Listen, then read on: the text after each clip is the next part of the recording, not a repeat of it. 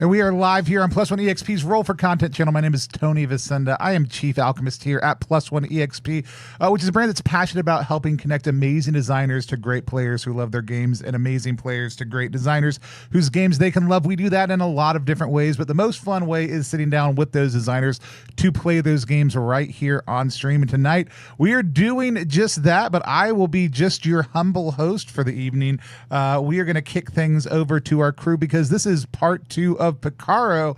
You know it, you love it. It's the classic RPG, one of the earliest ones that came out, often glossed over in academic circles, but we know you, the fans out there, really love it. Brought back into a modern remastery, having been discovered by Wythe from Stillfleet in a stack of papers, I believe, just flopped out one day. Wythe, for folks who are just joining us, why don't you tell us a little bit about who you are, what you do, and about PICARO?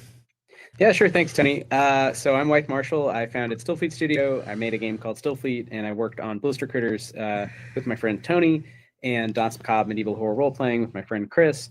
And we were working out my system, the Grid system. And when I found this old game, PICARO, which was about robbing the rich and wealth redistribution, and it was set around 1700. It had elves and dwarves. It felt like Tristram Shandy or Don Quixote or Gulliver Travels. I thought this would be cool to modernize using the Grid system and just lighten a lot and make into basically a zine short book. So that's how this project came to be. And I think the resulting game is really fun and epic, and it's been great. It's been really great to play with some amazing AP performers and hear their take. So last time, part 1 was kind of a pirate story, and really pirates on an island with non-pirates. And these are some non-pirates, I think, safe to say, whose lives have been now affected. So I will get back to that story, but that's a little bit about the game. It's pretty simple to learn, and you can pick it up. It's finally it's launched, right, Tony? You can buy the books from Plus One EXP. So really excited about that. Yeah, awesome. Yeah, you can head over to Plus One. Hold on. Having to mess with my things because I didn't reset all my gates and everything after PAX and still haven't done that. So I'm manually adjusting my slider as we go. But yeah, we have it live over on the website right now. If you want to go check it out, you can, I think, go to ttrpg.link/PICARO and it'll take you straight to that page. Right now, if you are watching this, you can use Discordant to get 10% off your order. Ooh. And if you order 3 or more things, you're going to get free shipping in the US also too, through the end of this week. So you go over and do all those things if you want to. If you're a member of Zine Club, it's already on its way to you though, baby. You can check all that out at rpgzine.club. Let's meet our other players real quick. Wythe, I'm really going to hand things over to you if you want us to walk them around. If you have players introduce themselves along with whatever character intro you want. We have already discussed safety, but we will do a quick check-in. Do we need to update any lines or veils? Is everybody feeling comfortable? All right. Cool. Wythe, you can take it away. We'll hand it over to you. Awesome. Okay. Well, we know our veils. We're not going to no teeth stuff. And we know our amazing players, Jenn de la Vega, Arthur Wells, and Fabian Lillet. Thank you for joining us once again for part 2. Part 2 of 2. This is it. This is for all the marbles, as they said in the 18th, 16th century. When last we left, you had 3 characters who had all nestled down for the night in one of your characters' homes. That would be Jen's character, Mangang, in your sort of cave home that was very well apportioned, we found, very beautiful. So maybe, Jen, would you start us off, and then we'll just go around and get a sense of who is there, asleep or fitfully awake. And I asked the one thing before we got going is, what is your character dreaming about? What sort of nightmare, as you've closed in on true danger, true necromancy in part 1, what piece of that has kind of lodged itself in your character's unconscious, and what does that look like? Oh my gosh. Yeah, boy Mangang was dutifully rearranging the animal jerky shelf because it has been decently rated by his guests. But he has settled down to sleep, and he knocked out because I think he's been very physical today, just running up and down the mountain multiple times, running across a beach, dodging people. So he's very, very tired. And as he closes his eyes, it becomes dark, and it almost feels like he's not asleep, like he's just on another normal hunting walk. He's very familiar trees, very familiar rocks. Like he knows the path up and down the mountain. But as he reaches the beach, his foot sinks into the sand a little bit more. And with each step toward the water, because maybe he was going to go fishing, it starts to pull him down. And he looks around, and the water is starting to turn green.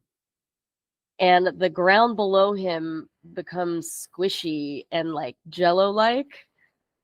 And everything just starts merging, ground and water, and then he starts sinking.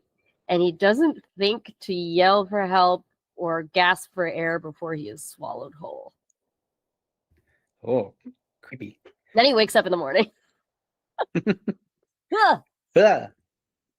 And we see Mangang, and just as a reminder, Jen, what does Mangang look like waking up in his home, having cleaned up a little, gone to bed, and had this nightmare? He's an older bald dude, very sunburnt. He's got like red makeup swatched across his face, and he has a snake scarf that's usually wrapped from his nose and down, but now it's sort of pulled off because it's a little loose around his neck because he was afraid he wasn't breathing. So he's just, "Ugh!" And that's probably the first time any of you have seen the bottom half of his face. Oh, nice. I like that. That's like so mystery revealed to the trusted few. Yeah, very very patchy patchy stubble, like it was shaved off with a terrible dull knife. Well, I think the screaming awakens, unless maybe they awake another way. Mary.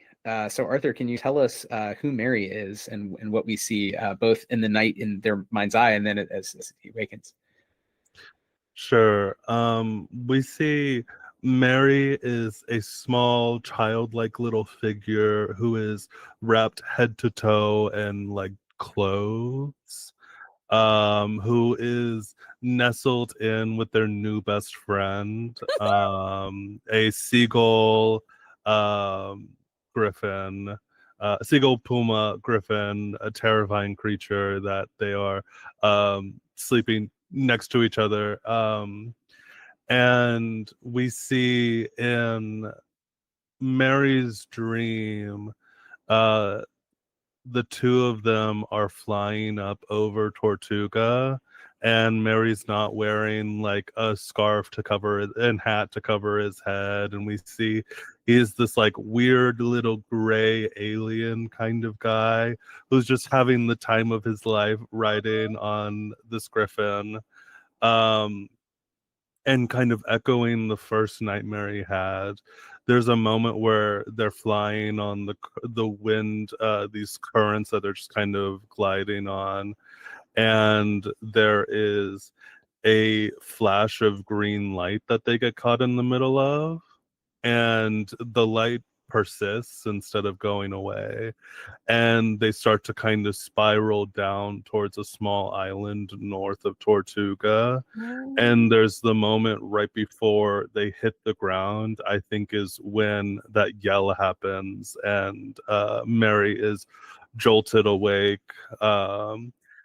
And I think the two of them immediately like scramble up to their feet, but then see that Mangang is okay. There doesn't seem to be anything immediately wrong.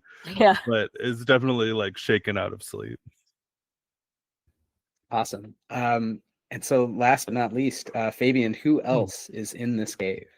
Bowie is there, just fast asleep, clearly exhausted from the hijinks from like the previous night. And as they dream, I think they go back to that moment where they take the leg bone from that skeleton and is taunting the skeleton. Just like the sound is very muted, and they notice that they're standing in this like just green pond, kind of like, and it's about like ankle high, and the green is like this eerie glow, and bubbles start to form around him and farther out, and everything is just dark. And bit by bit, the bubbles, skeletons, more skeletons just rise up and kind of crawl towards Bowie. And it's just a nightmare of just a bunch of skeletons crawling over. And as they grab at him and climb on him, he wakes up. Nice. And you realize you are safe from skeletons, at least for now, Yes. despite them being very real. None of you are drowning in slime. You're together. The seagull griffin is stretching its puma parts like cats do in the morning, circling, probably knocking stuff over like cats do. And you hear the distant piff and loud sounds that are muffled by being about 5 miles away of cannons. So you may be that those are what woke you up, that the first cannonade, and this is the second, a minute later, you are hearing battle at sea north of you, where you were last night, where there was a great pirate ship, which you blew up at least a large portion of. And it sounds as though there is now battle there. At the same time, you will notice there is no Henri the ferret. The thief has left in the night.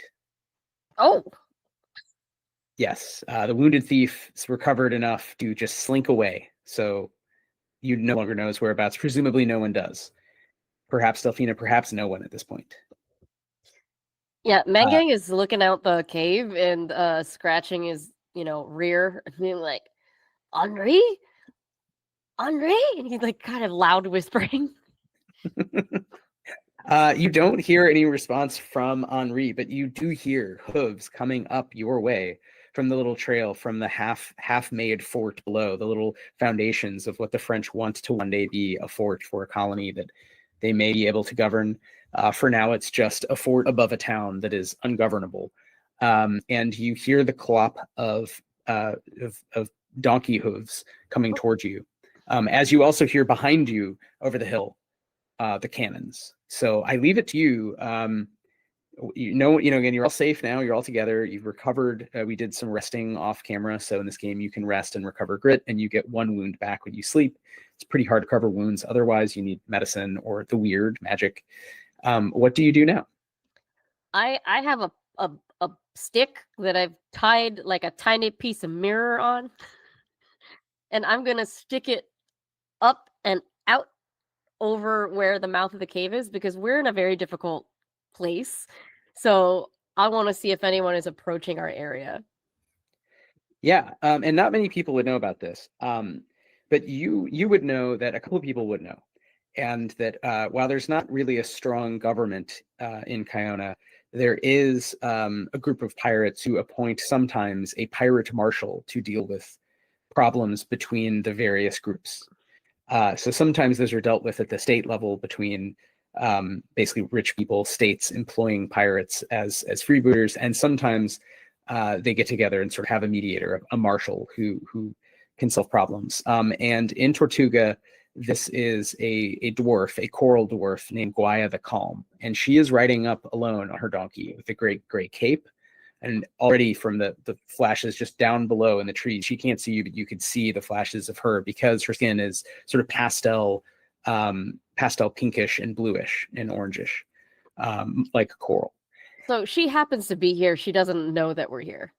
She is coming to your cave. She knows where okay. you live and is coming to find you, but she is still a ways away. And I will leave it to you if you even want to interact with this person or just slip into the woods and just do something else. I will say as a reminder, when we last saw the pirate ship off the north coast with the skeletons, there was a group of people fleeing north on a large boat, on a longboat. There were 20 or so people going further north to the little tiny island, Palanquin Island, just north of Tortuga. Mm-hmm. So you don't know sort of where you left that scene. I think you all just basically ran away from exploding pirates and went to sleep. So this is, 6 hours later, right? Something like that. Okay. What was her name again? Sorry. Her name is Guaya, and Guaya. she is known to be a fair-minded, as far as pirates go, marshal who can help, kind of mediate between these different groups. So again, I leave it to you. You see her; she does not know that if you're home. I turn around back into the cave and sidle up to Mary and Bowie, and like, Guaya's upstairs. What should we do? I mean, we didn't do anything wrong that anyone knows about. That's true. That's true. That's true. Yeah, or anything anybody else wouldn't do. I'm gonna go talk to her. I'm gonna start hiding. Like, I'm gonna start like taking some jerky and like hiding the seagull, like griffin, just so it doesn't come out and it's not seen. Yeah, you stay here. I'm gonna see what's up. And That's great. I pull onto pants and I jump on the push cart and you go back up the hill because it's a very absconded track that we're on. And then I from behind the bush on the cliff, I just start whistling. Nice. And then I pop out, and you don't know from what direction I popped out. That's great. I love the infrastructure of this island. There's one town, there's the foundations for a castle that was never finished, and there's one track that just goes around a hill at the top for like one guy. You pop out, and you basically are trying to surprise and impress the marshal of the pirates below. It's I, Guaya. It is I. I clumsily flourish and pretend I have a hat, but I don't have a hat. She just stops her donkey as it's like going up the steep part, like trying to get up the rubble toward your home. She flips back her hood and maybe strokes her short stony beard, and also probably like fondles the large war dragon. They sort of basically shotgun at her hip. And says in a deep sonorous voice, somewhat like stones being mixed among waves, do you have Henri the Ferret, or the 50,000 guilders he owes the various pirate crews below? I did have Henri the Pirate, but he was in a very bad state. Very, very bad. And then I woke up and he was gone. And I'm not lying. And I put my hands up like this. I'm not lying. Is would he fit in your hands? No, he's tall. I think he's taller than I am. Do you know where he is? No. It's not easy to get to Mangang's cave. Do you know why? And she just waits, and you hear the piff of distant cannon fire, and she just sort of points over the hill to the north. What's that? If you do you want to roll charm to pretend you have no idea who could be shooting each other with cannons this morning? Great. She's going to roll will. She got a 9. My dude got a 5. Great. Incredible. She sort of inches closer, has the donkey just like steps forward, is straining, but keeping her very calm. And she just very calmly sort of looks you in the eyes and says, do you want to think again? Do you have any idea why there could be cannons? Oh, right. The ship. And he's like really searching his mind for details. Like, there seems to be a big ship over there. Any distinguishing characteristics of the ship that is probably shooting another ship or being shot at, or both? I don't know. I was asleep. I just wake up, you see, and he has no hair, but you can. He's like, you fluff the hair. He's like, you see, I'm disheveled. I thought Mangang knew everything about this island, but apparently I'm wrong. Normally, yes. Well, if in theory Mangang knew something, or Mangang knew someone who knew something, it might be of interest to the various ships docked around the island to the south to find out who is shooting and where did all that money go with that Frenchman. Well, I'll tell you this. I will tell you this. when we found Henri, there was some weird stuff. Yeah, unnatural, supernatural. Bones moving on their own. It's not right. And Henri was in a bad place, like very bad, very injured, very hurt. So he can't have got far. All right. If you find Henri, if you bring him down and find me, I will pay you for Henri, or whatever it was Henri was supposed to do to settle all his scores. How much does he owe everybody? He owed a lot of money. He owed more than we think than he could pay. Although he said he had a plan, there was some deal struck, and he's not showed up. He does not have anything to turn over. If you see him, just find me down in the town. And also, in the meantime, I'm going to investigate that. And at this point, I would say the rest of you it's the idea that Mary and Bowie are hiding, or just like kind of like not listening. Yeah. More concerned about making sure that the seagull puma thing doesn't leave the cave and startle whoever this is. We're best friends. Me and this griffin are best friends. I love this. Even cats are like, hey, I'm gonna check out That's not true. what else outside. Yeah. So I'm trying to make sure that like the thing doesn't leave and like have another thing that people want to investigate. Right. Give me a charm check, because it's funny you should mention this. The seagull griffin really wants to now. It's sort of sniffing like it smells food, and it's sort of walking forward on its talons toward the front of the cave. I rolled 8. Great. Max of what I can roll. It's still ultimately an animal. It may be of sort of magical origin, but it is an animal, and it is befriended to you, and you can just be like, nope, over here, and cats are distracted. Yeah, pretty much. Like I'm distracting it with food. Hopefully this is a food motivated creature that is easily like distracted by it. Oh yeah, it eats like half a horse per day, so it'll whatever you're getting. Well, with that, if you let her, Guaya just walks on, and whatever the best trail would be, up and over the hill and back down the other side of the it's not really a mountain, but just the highlands back down toward the beach. She's going to go just try to take up a safe position and scout out what's going on.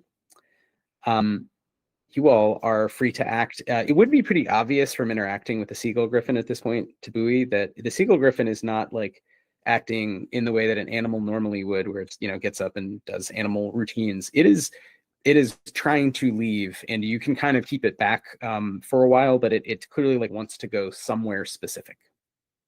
Okay. Well, Guaya, let me know if you find anything interesting.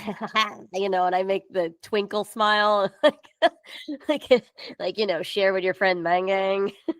If you find anything cool or valuable. Yeah, do you want to roll charm to kind of negotiate an actual deal here? I mean, she was pretty vague about what she will pay you if you give information. Yes, I would like to do that. 1 moment. Got a 7. Great. Nice. Yeah, she will pay you all like hundreds of silver if you, let's say 200 silver for total lump sum finder's fee if you find Henri or whatever it is that he supposedly stole that would A lot of money. erase all his debts. That's something worth essentially an entire fully laden like merchant ship. But it was something portable that a burglar could steal. Mm-hmm. And apparently he stole it and had it and then just didn't show up to the meet. He didn't turn it over to the captains to whom he owed all this money. So she is here to find him, and she's very happy to cut you off a piece if you help locate him. Okay. Mangang gets treasure bags in his eyes and he bows. Nice doing business with you. Great. Well, yeah, she, like I say, she's going to keep going on her way. And in the meantime, you all have had these intense dreams. And this is from being just kind of close to a guy who was close to a thing. I mean, you think logically, for like a few hours, right? So it definitely feels like something. There is an imbalance in the normal types of sort of shitbaggery that happens around here with pirates and whatnot. So there's something very dark and necromantic happening. What do you all want to do? I really want to turn it over to the PICAROs. How do you want to address, if at all, any of these various threats? Well, I head back down. The push cart, you know. I come back in. I didn't tell Goya anything except that we saw Henri. Where is Henri? And I point to the place where he was asleep. And I don't know.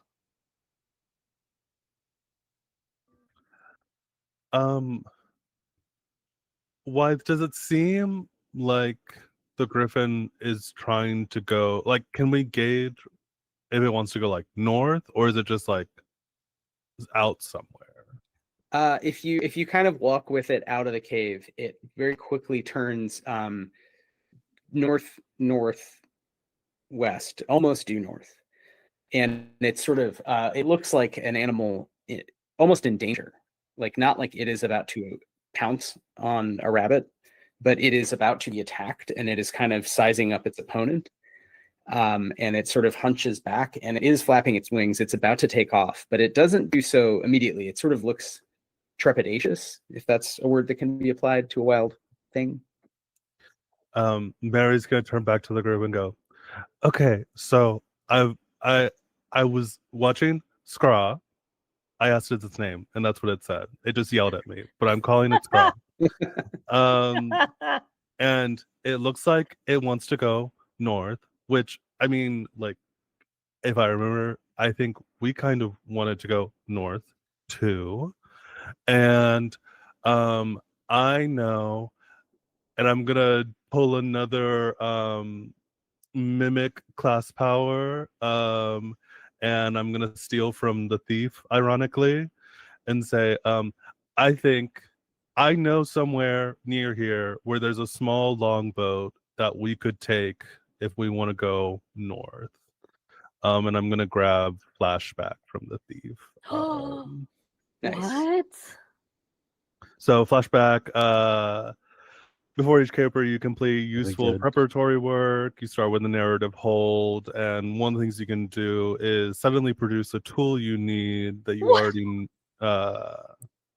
know where it's being, like, know where it is, that kind of thing. I'm paraphrasing really quickly.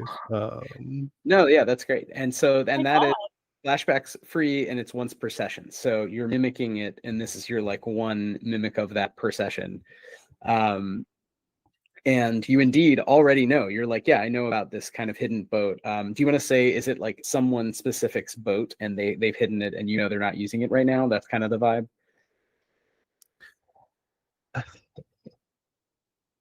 Because it's so perfect for this group, it is Henri's longboat, and I know exactly where it is. It didn't just be behind the tree line, right by the beach. So great. So that's just north. Let's say it's kind of the beach where you were last night, but maybe further west. It's in a very wild area where the trees come almost down to the water. So there's not as much beach as the big flat sandy beach you were kind of running on, where, you know, off of which this great pirate ship was moored, and buoy blew up a huge piece of it. You know, the castle and most of the upper decks. You can head that way. It won't take you terribly long. So you're heading through 4.5 miles maybe of rough terrain, but Mangang knows the way. You all maybe have been there before as well. So do we want to try and get the jar still? Because that was kind of the direction it was in. The Henri might also go for the jars. If he owed somebody, then maybe because he really needs to pay them off, they might not come back empty-handed. So it's possible. He's like me. If you're not dead, you're not dead. What a catchphrase. All right. So are you all heading off? If so, you can just head off toward the sounds of the cannon. sort of around the hill the other way from the trail that Guaya's donkey is picking out. You're headed toward this hidden boat, and above you, Scraw has now alighted and is flying circles and then flies with some steam toward the little island north of Tortuga. This long sort of comma-shaped or kidney-shaped island. And you also see here and there other seagulls that after a moment you realize are way too big to be seagulls. So there's a few other seagull griffins now circling the island. Oh. As you travel, anything that you want to note or look for? Is there, I mean, Henri was like pretty banged up. Is there like any signs of like movement or like blood? Yeah. Roll reason or will. So either you're investigating actively or you're passively just like you're used to looking around, having environmental awareness. Let me do reason since it's a D8. This is 3. It's a big. It's not a huge island, but there's still enough just woodland that it's hard to know exactly. Like if you didn't pass the tree that he went by, he almost certainly left a trail. But it might take a while to find that. So you're not sure which way he went on a 3. However, you get down closer and closer to the boat, and as you do, I think you do pick up a trail. So it sort of doesn't matter whether you found him earlier or later. You find that he came toward the boat. He had the same idea as you did, and then you see more blood. And you don't know what happened. There's just sort of blood on the leaves. The boat is still there.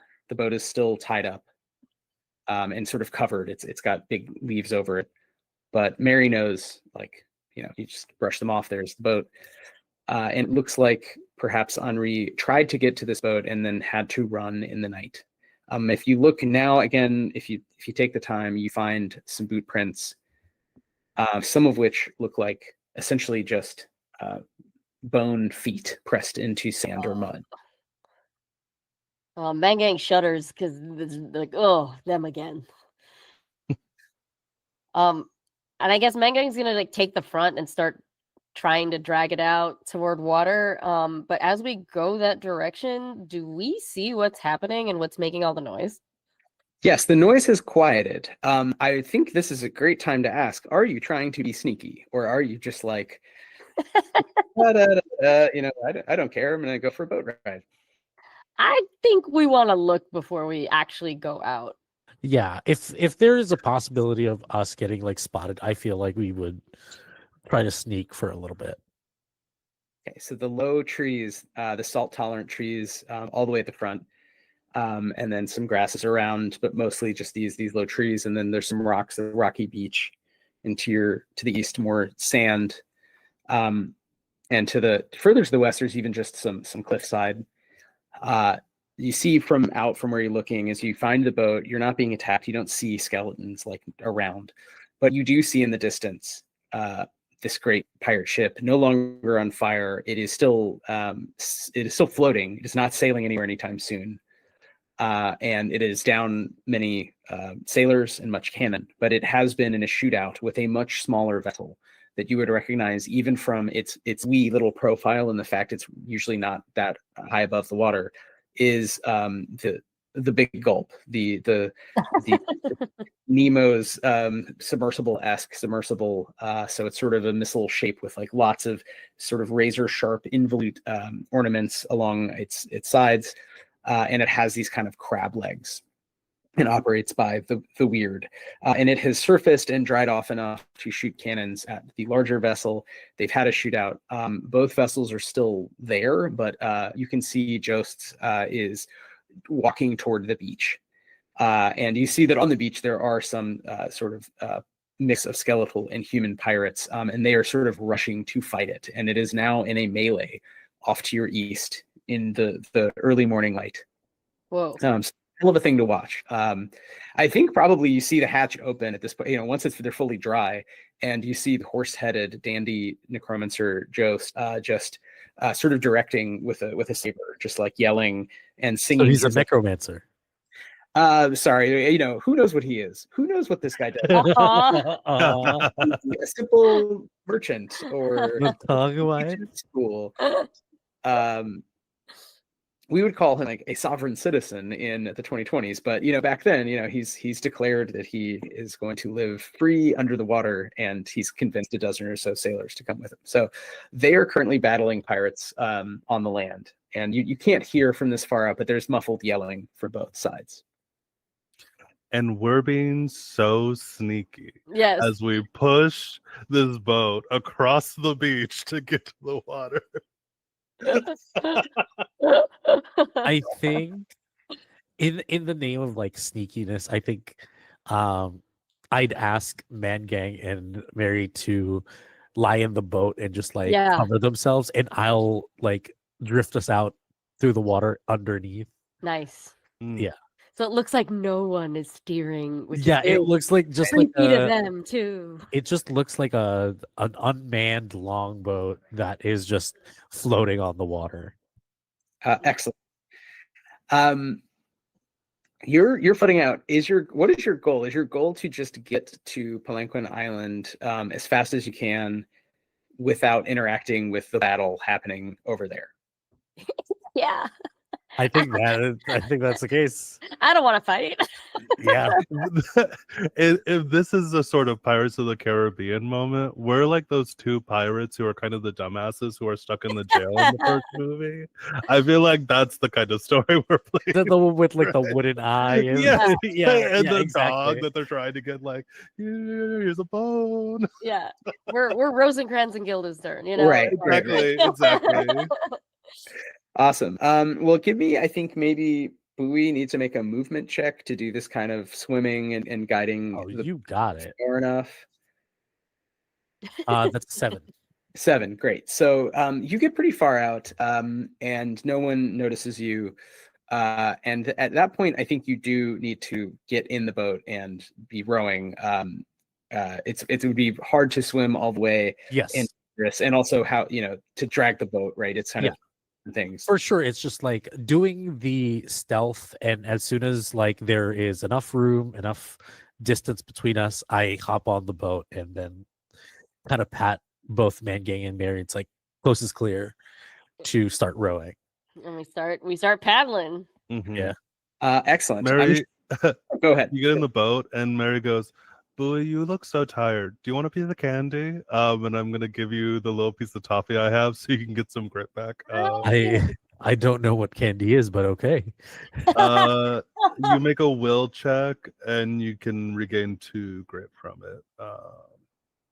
What do I have to get for my will? 6 or right? Better, yeah. But do you have to make a check to eat? Oh, is it just because candy's not that nutritious? That's maybe why. I think so. Sorry. I only got a 4. I don't know. I don't know if that gets me anything. Just get 1 grit. I think Okay. that's a sweet gesture, and your comrades looking out for you here. Really streamline the caloric density versus nutrition. Yeah, system. Trying to balance that in simple ways. Yeah, I mean, if you've never had toffee, also, even if it's like wet and has been in a child's pocket for like an unknown amount of time, yeah. You're rowing past this great vessel while it is at war and has lost so much of its crew. There is the chance that someone sees you. So I'm gonna roll. No. As there are lookouts whose job it is to literally look out for other vessels, and they got a 7. So I think what happens is you hear you're passing at sort of the closest possible point. You hear a scream from the crow's nest. You see someone pointing at you from way up. They're just a stick figure, and you see pirates running. You're not fired upon, but there is someone yelling. It's kind of hard to hear them from the distance you are away, but they're clearly yelling to like come chat with them. And they're waving a sword, pointing, and it looks like effectively like a captain figure standing with a bunch of sailors on the side, trying to sort of get you to come over. But it is up to you what you want to do. You could just keep going. Wait, they're calling to us? Yeah, they're like, hey, come this way. Why? And Like the I look skeleton at captain, the skeleton crew, or You do see among them are some skeletons. So this isn't Jost's crew. This somebody. is It's the other crew.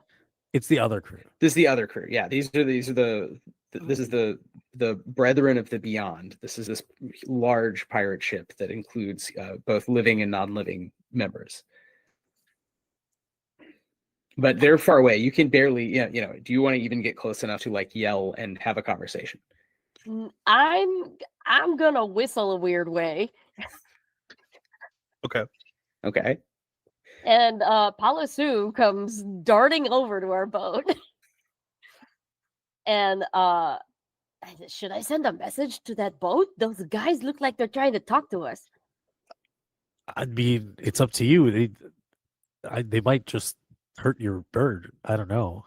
I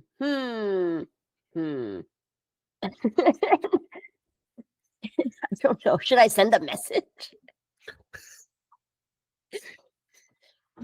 Like, It's do up you to have you. paper? Palasu and I have our own language. It's Morse code. Okay. Well, I just whispered to Palasu, and he goes flying off, and he gets to a part of the crow's nest, like below the person, and just starts like tapping out a message of, "What do you want? What do you want?" Just over and over again. Great. Yeah, I think you'd hear confused. You'd hear like some people being like, "Look, a bird, that's weird," and some people being like, "Look, a bird that's possessed. It's making music. Kill it." And somebody's like, "It must be valuable." And over that, the captain, she's yelling that like, "Get the bird to me," and they're trying to like get her up closer or the bird closer so that there can be sort of a conversation with the bird speaking Morse code on wood. But I think they eventually work that out. And they tap out in whatever this common phrasing is that all the pirates use for their sort of communications at sea with trained birds. She taps out like need help, can pay, and tries to like send the bird back to give you that message. Okay, we're meanwhile still rowing. Okay, you're just leaving. Okay. Well, I mean, it's just can't just sit still. I mean, Oh, Fabs, right. you're muted. Oh, I'm just gonna raise a finger in the air. I'm just like, no. And we're just gonna keep rowing. All right. You keep rowing. So you now know that there's sort of an odd situation where Jost has not taken over this vessel. They are, it seems like they might drive Jost away. And they, meanwhile, are kind of stuck and seem to view you as, it seems like from the tone of the yelling, they think you're just normal, like fishermen. yeah, good. So the conversation might have gone something like, somebody blew up a lot of our ship and now we're like momentarily stranded, and there's things going on. So you don't know. You are rowing closer and closer toward this little island. It has much steeper sides, and there's definitely sea caves, arches, and there's green covering everything. And you see that on a patch of beach that is a little flatter, there is a large, nice pirate boat pulled up. And there are 2 guards, both of whom are skeletons with muskets and swords. There are now even more seagull griffins around the island circling. Maybe a dozen. So do they see us when we pull up? I mean, you're headed toward them. You could go like around the other side. They're definitely like keeping watch over the boat. Which way should we go? Do you want to head on or be thieves and go around the side? You're the hunter. You're the tracker. I'm following your lead. Would I be familiar with this island too, or is it something that like us locals don't really interact with? I'd say roll reason to see what you know specifically, sort of lore wise. You certainly know that it exists. There's lots of little islands. Okie dokie. We got a 4. Incredible. Not great reason roll. I don't have a good dice for it. For some reason, there's not much. It's really rocks. On the other side is just mostly sand. So there's not much you can grow here. Nobody lives here. It's got, you can't think of anything. It might be that you've heard vague rumors, but you don't remember sort of anything too specific. Just sort of a bad vibe spot that no one lives on. Are we in fighting condition? And I look at Bowie and Mary. Only if we really need to, I think. Yeah, I think we're gonna try to go around the side then, to a sandy area before it turns into complete rock cliff situation. Okay, you're going around. You probably the skeletons are like clocking you, but like don't really have a great option because it wouldn't be efficient to like swim after you or something. So they just kind of stand there. You go around the other side of the island. There's no one, and the only thing at this point, you're not hearing cannon fire. The only weird thing you notice is that there are just more and more of these seagull griffins. There's like one or two coming every minute from somewhere, and they're just kind of circling. And now they're, because they've been up at it a while, some of them are lighting in the tops of the higher rocks. So there's sort of just a nest of them forming, and most of the time they're in the air, just kind of riding thermals around the center of the island. All right, can I burn 3 grit and use track to find the apex or like the center of where they're gathering? Yeah, this is great. So you're burning 3 grit and making a reason check, and it should be pretty easy because this is kind of you can kind of see it. So it's really more getting to it. It looks like you're gonna have to climb some rocks and maybe go down into sort of where there's water cutting through rocks. Okay, I'm gonna burn 3 more grit, and then I got 7. Great.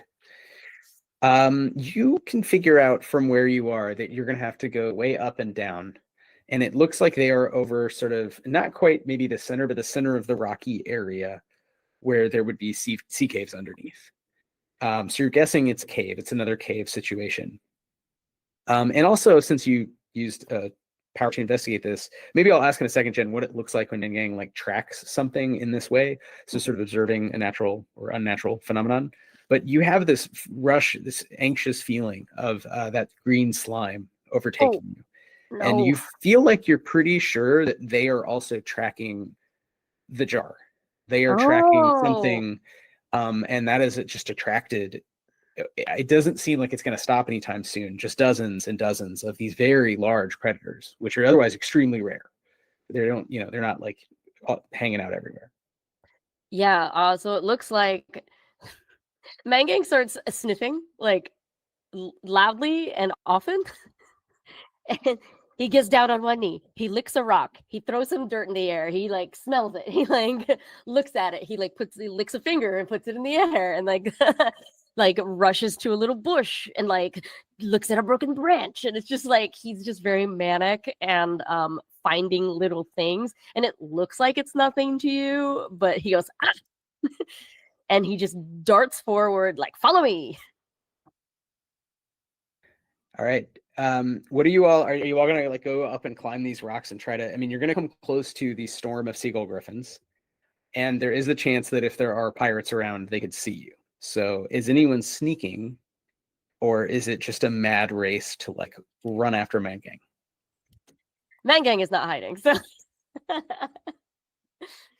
he smells money. I think I'm just like frantically like following because I don't think I'll have the wherewithal to be like, oh, I should be sneaky, seeing that Mangang is so manic. I don't know about Mary, but that's just Bowie. I'll be following too. Yeah. Okay. Then you are all just sort of climbing rocks, really. And as you're getting closer to the seagull griffins, one of whom is Scraw, presumably would recognize you, but the others do not. they do get hungry. So they are occasionally just looking over, and as you get closer, you realize that you're in an immediate danger of just one of them having a snack. Oh. So at this point, I think you would all know this. It's not like no check required, but do you have a plan for how you're going to kind of, get cross over the top of the rocks and go down into the sea caves without getting just a bunch of claws, talons coming at you? Is there any fruit? Roll for fruit. No, yeah, there's definitely fruit around. There's definitely some sort of fruiting plants. Is there any like small wild animal as well? Probably there were a lot more before this morning, and now there are increasingly fewer due to the presence of the seagull griffins. But you could definitely try to go Or find at least like a carcass of like something that was half eaten. yeah. Do you want to go? You want to go sort of gather food? Yeah. Okay. You take a little break to go back down, over toward the trees. You find some little small game. You find some fruit. And what I find a good stick too. Okay, nice. Stick acquired. There's a diversion strategy, I'm guessing. Yes. Go for it. What do you do? Mangang has like a shirt full of fruit, and he's going to put it down on the cliff's edge and like point the stick at the gathering of birds, and then look down, and then look up, and then look down, and then he golf swings the first fruit out. Great. Fruit golf. Fruit goes sailing, and out of just instinct, a couple of these large predators kind of, X past it, just trying to grab it. So definitely you can get their attention, keep it away from you by just chucking stuff, and they will cat-like sort of pounce upon it. He keeps going. Great. For the lot. It's the whole thing. I think, can everybody give me an easy 5+ movement check to get sort of down away from them as this distraction is going, and just sort of throw Mangang in as well, so everyone can just roll. And if not, a 10 is great. That's 8. really good. Wythe, I have a question. Because I'm an adorable little child, I do have the passive Cherubic. You simply don't appear to be a threat. An opponent cannot inflict damage unless you attack, steal from, or attempt to harm them first. Ooh. That is true. So if the adults got by, then you cannot attack unless you attack or steal from these wild beasts, which I'm going to guess you don't do. So totally. Do they seem to be attacking each other at all? No, they seem all very on edge, though. They all have the sort of wild-eyed look of an animal that feels in danger. And as more and more of them come, you do see that now a couple of them are darting off and attacking those skeletons. You may not even see. You may see this like momentarily as you reach the top and then go over. But they're now fighting with the skeletons who are guarding the pirate boat. Serves you right. But you all scramble down, and now you're kind of coming down between sort of two big areas of rock, and you're going down at an angle into the mouth, the sort of top of a cave system that goes down and down and down into the sea. You can hear sounds coming from below. Sounds like distant chanting. Oh. Always a good sign. Never a good sign. It's always chanting. Oh. Why do people have to chant? Why don't they sing? That's a good question. How do you want to proceed through the caves? It's dark in there, right? It's pretty dark once you go in. I mean, there's moments where they're pretty porous. So there's areas where light is streaming in, but there's areas that are very dark. And you don't really know where you're going. You can try to sort of follow sounds if you want. Again, there's a question of how loud or quiet you are, but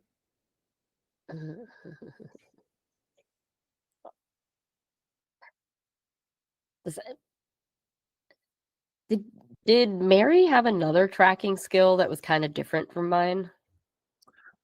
It was oh, you're right. That's one of my I was wondering. I was like, I think this might be fetch one. Oh, yeah. things. Let's see.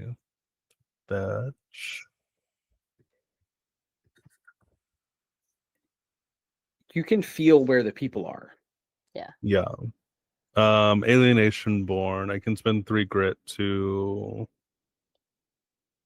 search out the feeling of a specific person. Would, I guess, I don't know if we know anyone specific that would be down there. Mm.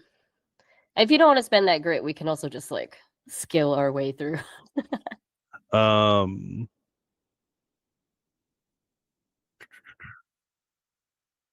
No, I think, let's see. I think that we can try this. I'm thinking Henri, maybe. Ooh, I was about to say. yeah, okay.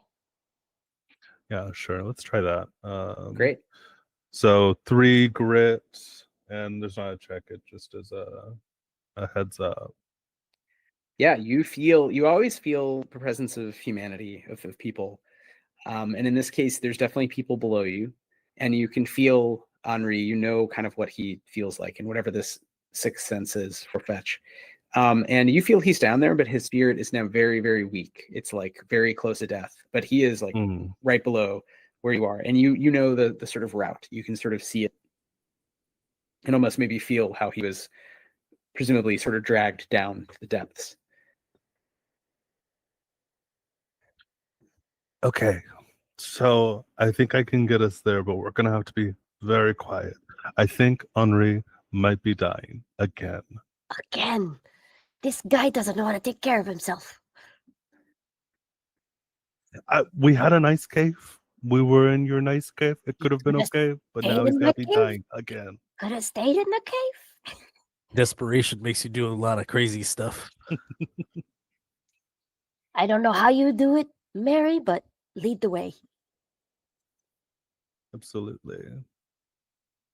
And Mary, are you wearing a face right now, or do you just look like a gray alien in ET, like swaddling cloth? Like, I think up until this point he was kind of all wrapped up. And fuck it, I'm taking all of Henri's stuff today. I'm gonna spend a round to turn myself into looking like Henri. What? Do we know Awesome. that you can do this? I don't know, but you see, like you see, Mary is kind of standing there with his little like scarf around his head, and he kind of like twists around and then throws it back, and you see Henri just kind of stand up and is just like, okay, it's still me. Don't freak out. So you now are human with a French accent. You don't have to do the accent, but yes, you are. On Mary? Oh, no. My... You know, we've seen weirder things. Just a little slide of body. Don't worry about it. You'll have to explain this to me later. Okay, sure. Great. Are you going to sort of slide and crawl and drop down into the depths of this cave system? Ish. Totally. Knowing where to go, you spent the grit. Only question is, are you coming in hot? Or are you trying to sneak? You know there's people down there.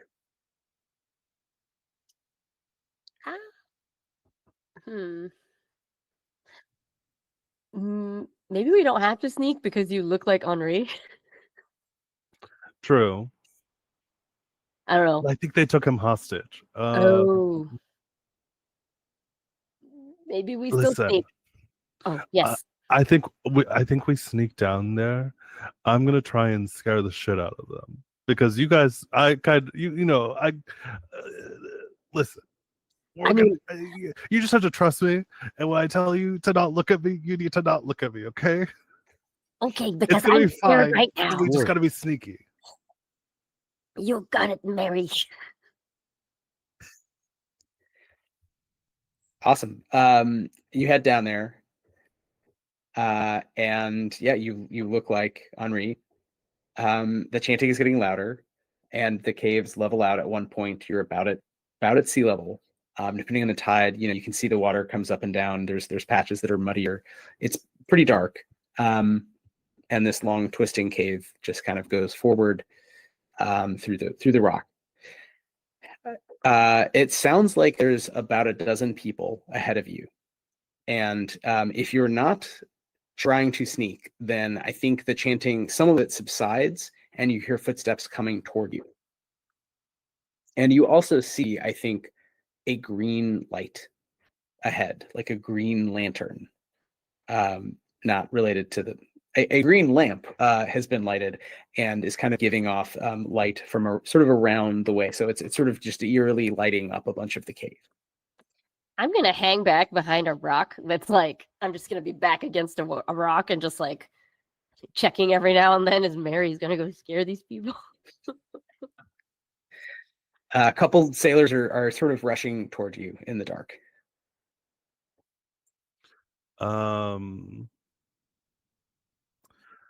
Okay. This is silly. Let's see. Do I have like some kind of? Could I say maybe I have some kind of matches or something on my person that I could? Flint. Yeah, sure. It's realistic. Yeah, Some you have kind of matches little or light. something. Yeah. Yeah. As they're approaching, he'll flick a match and go, "It is I, the spirit of Henri. I have died down here, and I'm here to haunt you." This is great. French Dracula vibes. This is great. Totally. Why don't you, if you're trying to scare them, then roll charm because you're. Well, I think right. I'll see how they we'll see how they react to this first part. What's my charm? I'm pretty charming. That's a D12. That's kind of your thing, yeah. You're just like a little BB. Okay, it's an 8. Great. They rush at you and they look at each other and they exchange in this few words in a patois of many languages you understand enough. They're like, "But you're," and they're kind of doing the Spider-Man point, like they're pointing at you, they're pointing back around the bend, and then they're terrified. So whatever you said, it works. They just start running back the other direction, yelling after James. And they keep saying, you got to come here, James. So in this split second, what do you all want to do? I want to throw my stick like a javelin at one of them. Oh, just as they're running, just stop get them in them. the back? Yeah, stop one of them. Totally. Roll combat. This is an ambush. They're running away from you, so you're just rolling to hit. Yar. Wait, let me see. Do I have something better than this? Do I have to be close enough, or I can just throw things? Oh, you can throw things at near. I can throw things. Yeah. I'm gonna burn 4 grit and use Berserker Strike. Great. Wow. I automatically hit my target. So that cool stick I found, it's hurtling toward one of them, and it lands the back of their head. And then I have to roll a d6 to see how much I hurt them. So that was a 4, which means you inflict an additional 2 wound. Great. So this will be d4 wounds for a club or a staff, and then you're going to add +2. Oh, right, for damage. 3 + 2, 5. 5. Okay. I mean, I don't know. This is like you caused a concussion, right? So one of them you've severely concussed, not killed, but one of them is like down, like kind of getting up, but like out of it. The other is like, what the fuck, and turns around, and again is terrified. I do think that you realize more people are going to come your way. How do you want to play this? Ooh.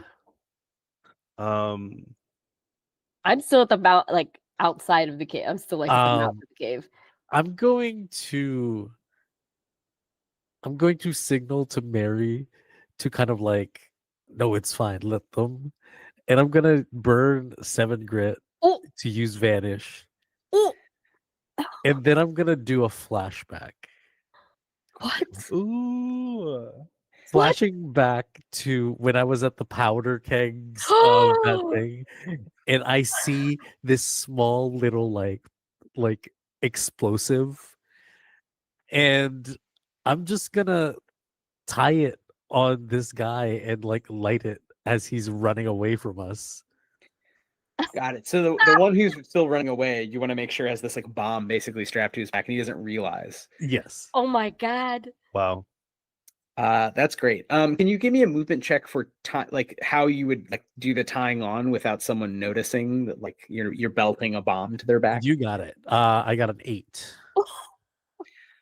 Bowie's just is like, James Bond level moves here.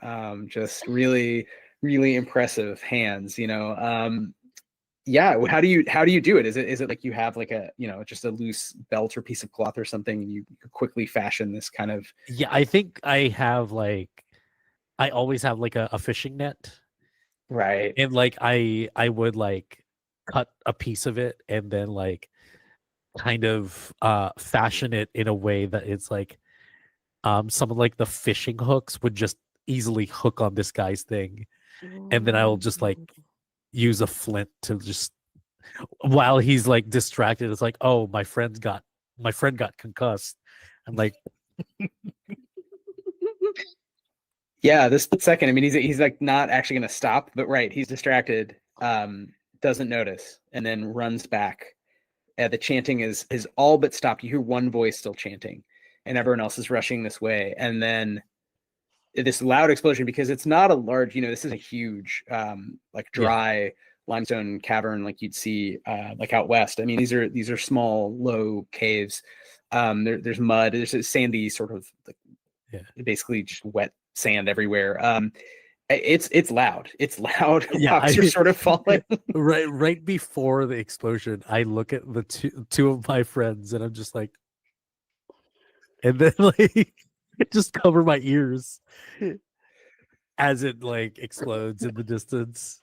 Yeah, rocks are flying. Rocks and frankly like body parts. Can everybody give me an easy move check to not suffer any damage from just like debris and things that are falling? Yeah. Oh my god. Got another 8. You were born for this. Great. I got a 1, but I'm gonna use Quibble. Oh, great. Which is at no cost. I can re-roll a failed roll. Good skill. But I must use it immediately, and I must re-roll my next success. So that's the exchange. So I'm gonna re-roll. Are we able to boost rolls wide in this game? I know in grit, there's boosted. Yeah, you can always add +3, +6, or +9 out of your grit, which is a flat bonus. So you're just burning that much and getting that much on the roll. So it's a big swing, but you'd still fail on a 1. But Quibble's an interesting power because you can just immediately re-roll. You do have to re-roll your next success. So I have to remember that. So I'm gonna write. That's actually really good that you're I'm just gonna trading Quibble. places with it. Yeah. Mm-hmm. I got a 7. Great. So in this instance, none of you are harmed by this explosion. You all were ready for it, for one. And you're all pretty fast. So you're jumping back, you're covering yourselves. Rocks go flying. And it is quiet actually for the first time. So you don't hear the chanting of even the one voice, which was, it's like a language none of you have heard. It sounds antediluvian. It sounds weird. Esoteric. Yeah, exactly. And now you don't hear anything other than just ringing in your ears and the movement of pebble-sized rocks from the ceiling, splashing. And then you hear, God fucking damn it. You just hear a string of curses in English from around the way. And you hear one figure like moving around. You might hear groaning. But it seems like basically all of the pirates just got blown up. All of the pirates who were helping chant and or guard. So yeah, I mean that was pretty brilliant, because now there's really one opponent who is rapidly trying to figure out what to do. So in this moment, do you try to get the jump on the situation? What do you all want to do? First, I find another good stick, and then hey, that's my power. I can find a good stick Would it be the anytime. same stick? It somehow that stick, I mean, you do have the power, so somehow the stick miraculously survived. Like it wasn't blown up, it was just blown in a direction, and the direction was next to your hand. Obviously. I think what I'm gonna do is just like scuttle around and finish the job for those who are just surviving. Those groans, I will be like, shh, it'll all be over. Yeah. I sort of follow you, but also like just knock people like with the end of my stick, like ah! A descaling knife. I'm just like, Uh, Whoa. Whoa. Okay, I'm just knocking them out. I want to try and sneak further in and see if I can get a look at this guy. Yeah. You go around the corner, and your ears still ringing. You hear your comrades behind you, giving the coup de grace to these pirates who are from sort of all over. They're speaking different languages. These pirates all have some sort of what looks like a sort of charm, looked like a rune, but it's like a rune you've never seen, like around their neck or something like that. And you get around the corner and you see one youngish, maybe 30-ish human man, fairly clean cut with like the big mutton chops, who had a pretty nice set of digs. Not captain's clothes, but these would be the clothes of someone who is a high officer rank on a ship. Now they're all covered in dust and blood. And before him on a large rock, they've dragged a large flat rock, is tied up Henri, who's been carved into his skin, or these strange runes. So he's been stripped to his waist, and he's bleeding to death slowly, and he's half out of it, just barely alive. And this young man has lighted a bunch of candles, or sort of on rocks behind him, and he has an old, what looks like a log, so a log on a ship for sort of noting the ship's movements in the wind and other weather conditions. And he has it open, and he was reading from it, and it's thrown out of his hands. And next to Henri on this large rock is a jar that's very, very old. And on top is a lid that's tightly waxed on, of what looks like a black stone, and carved into it is that rune that they're all wearing. And this is sort of just glowing green, just a spreading green light. So it gives a really weird, eerie sort of vibe to the whole place. This guy is really not sure what to do. You really, really screwed up his plans here. So he's kind of just picking up a dagger and is looking at Henri, and looks like his first thought is like, okay, let me just kill this guy, grab the jar, and leave. I'm dressed for the occasion. I simply must. I think this is crazy. Mary's gonna go into the room and point a finger at this man and go, "Stop! I am the ancestral spirit of Henri's family. And I command you to stop." Amazing. Just as he's kind of motivating himself to like just do the deed and just see what happens, and maybe just cut and run, you see this officer stop and look at you, and his face, he just has the same astonished look of like, but I've surely got that one, but you're that one. Fuck. And he just sort of moves the knife aside, like maybe I'm going to be in a knife fight with the other Henri, and says, I haven't killed him yet, though. And also, who is that? I don't believe that's how this works. I think Grandpapa should be back, not you. You're just a sacrifice, not the man of the hour, as it were. He's just sort of like arguing with you. Like he wants you to not be a ghost of Henri, but he wants you to be someone else. I appear out of the shadows right next to Henri, because I've burned 3 grit to slip from where we were, and I appear right next to Henri, and I'm like the actual Henri who's lying down, and I'm like, this man is worth more alive than dead.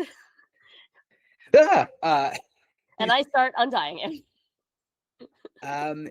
If he had his hench persons, you would be in combat. However, there are at least 2 of you doing spooky things, and only 1 of him. So he is trying to gauge how to essentially check you and just keep running and just get out of here. But he he is grabbing the jar. So as you're untying, I'm going to say if you're untying, he grabs the jar. He has the jar in his hand. He has a knife in the other, and he is just running. He is knowing Bowie's behind us, Mary's gonna go, that gay, don't, and just the other ones they don't look, but it's just like don't, and is gonna drop his face so that he's his gross little alien self again. You said my name, and so I'm obviously looking. Totally, and is fully running at this man doing the like oogity boogity, like I'm a scary gremlin. Oh my god! At this man, to cause let's see, it's faceless. In the back of that, all you hear is like, shh, it'll all be over soon. You're still going. I'm still going. Any non-fetch who sees you without a borrowed face must make a will resist check or find you horrifying and seek to leave your present. Yes, the same applies to would-be friends. So unfortunately. So I think this applies to just Mangang and this officer named James, who failed his check. He got a 4. So he is screaming, terrified. Like he goes from calculated risk to like straight just terrified, not looking, full on running. Really only not even effectively wielding a weapon, just clutching the jar and just running forward. I got a 6, but I have to reroll it. You do have to reroll. That sucks, but I got a 7. Hey, nice. Hot hands. That was scary. Yeah, maybe for a moment, Mangang is like, "Oh right, Mary's not a little boy. Mary's like an alien birth of the city who can just appears like people." I mean, it seems like you're letting him run with the idea Bowie is going to stop him. So, Fabian, what happens when you see this officer running, screaming past you, or to run past you, holding this jar that is glowing? Can I like maybe psych him out of like, because like at this point, Bowie's just covered in blood and just like kneeling down to like this guy's like allies and just like finishing the job. Can I just like wide-eyed just like look at him and just to like scare him like in his wake? Like, yeah, I mean, do you want to stop him? Like, just get him to stop running? I do, but I don't think that I would have like the like I don't think I know what's going on. So it's like I want to stop him. I think I should, but also I don't think I have the like the reaction time of like, oh wait, this is the guy that we have to stop. Mm-hmm. So yeah, maybe like see if I can scare him in a way of what I look like to slow him down before like anybody tells me to stop this guy.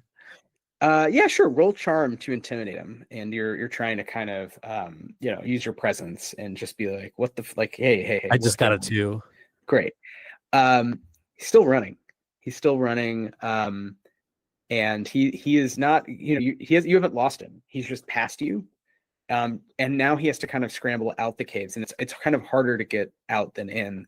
But he is just trying to leave, and you do hear sort of echoing down from outside that there's more and more screeching of the seagull griffins. So he's kind of leaving you all to just be among the seagull griffins.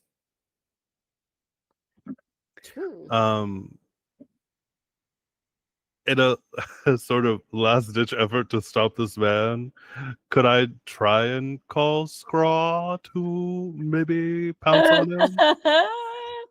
How do you have a special your one day with Scraw, did you develop a special like signal? I think the only thing that we've like really established as something the two of us understand is that I'm calling him Scraw.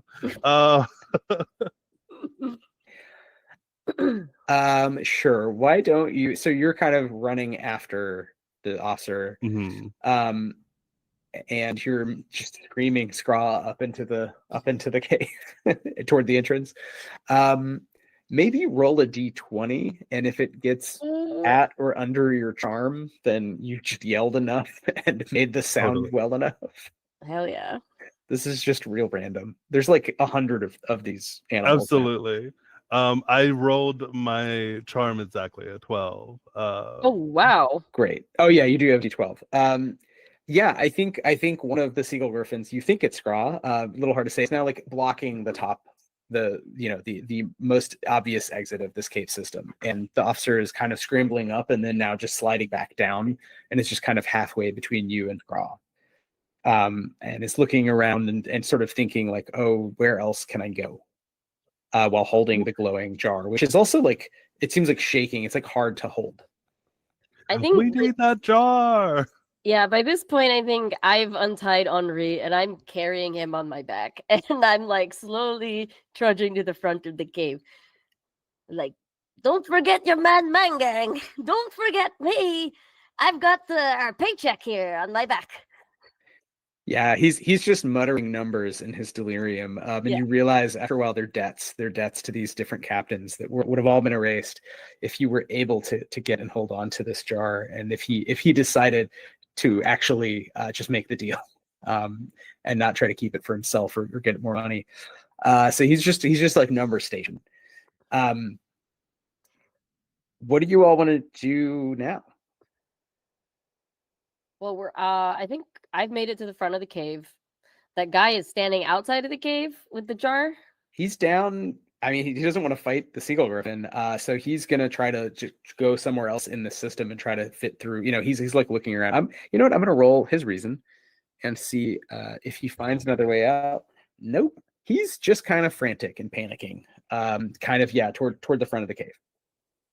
Yeah, go ahead. Oh yeah. Do you want to do something? I'm just gonna put Henri down safely at the mouth of the cave.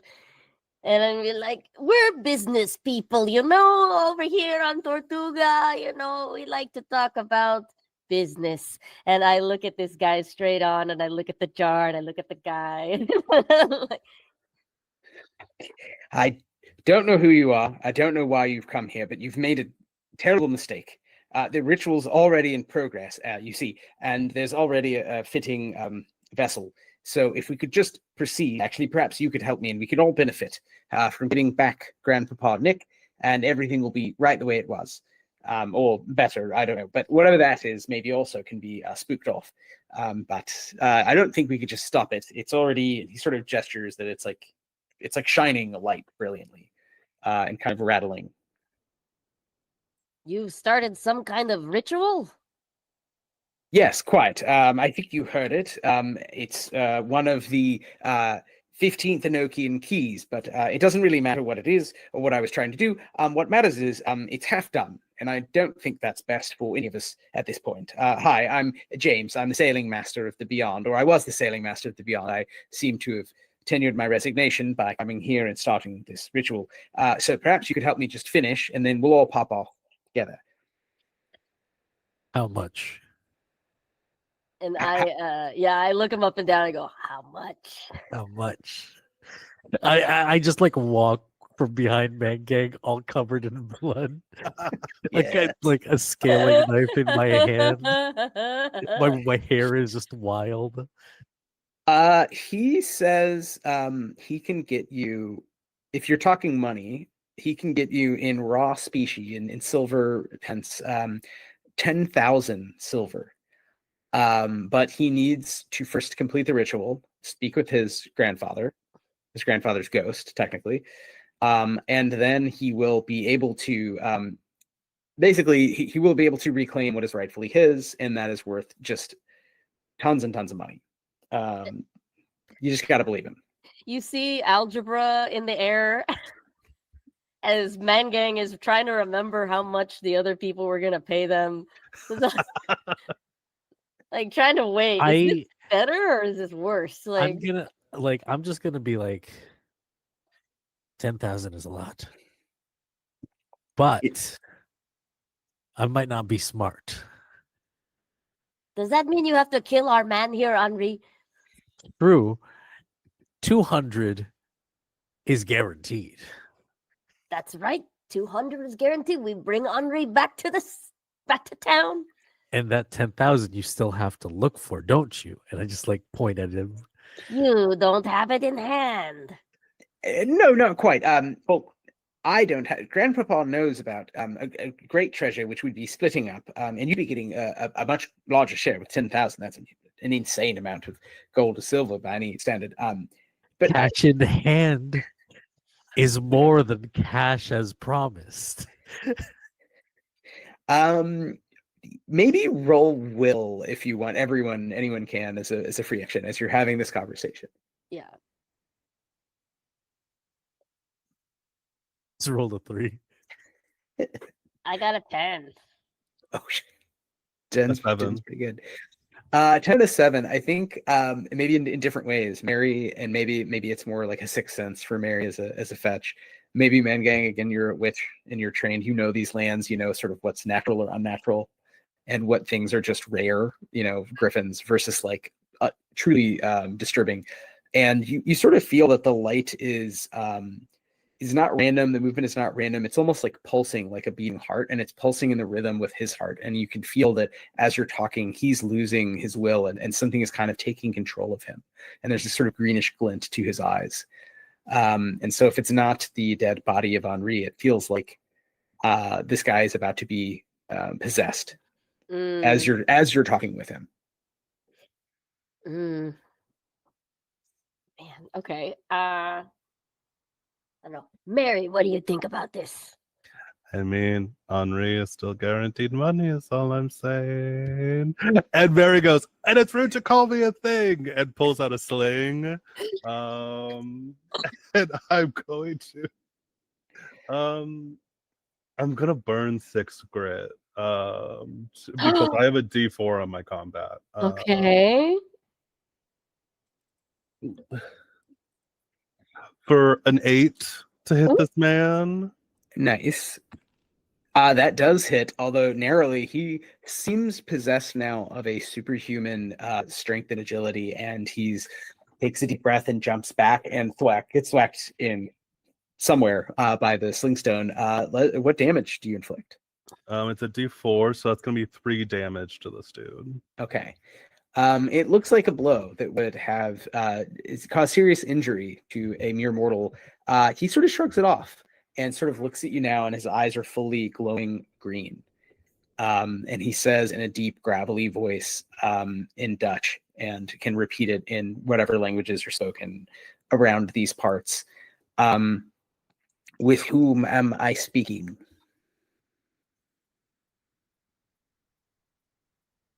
Well, I am Mangang.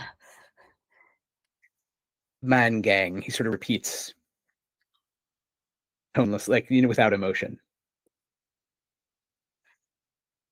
Staring. His eyes are barely open. He sort of looks at Mary. Oh, my name's Mary. Mary. And he looks at the blood-covered buoy.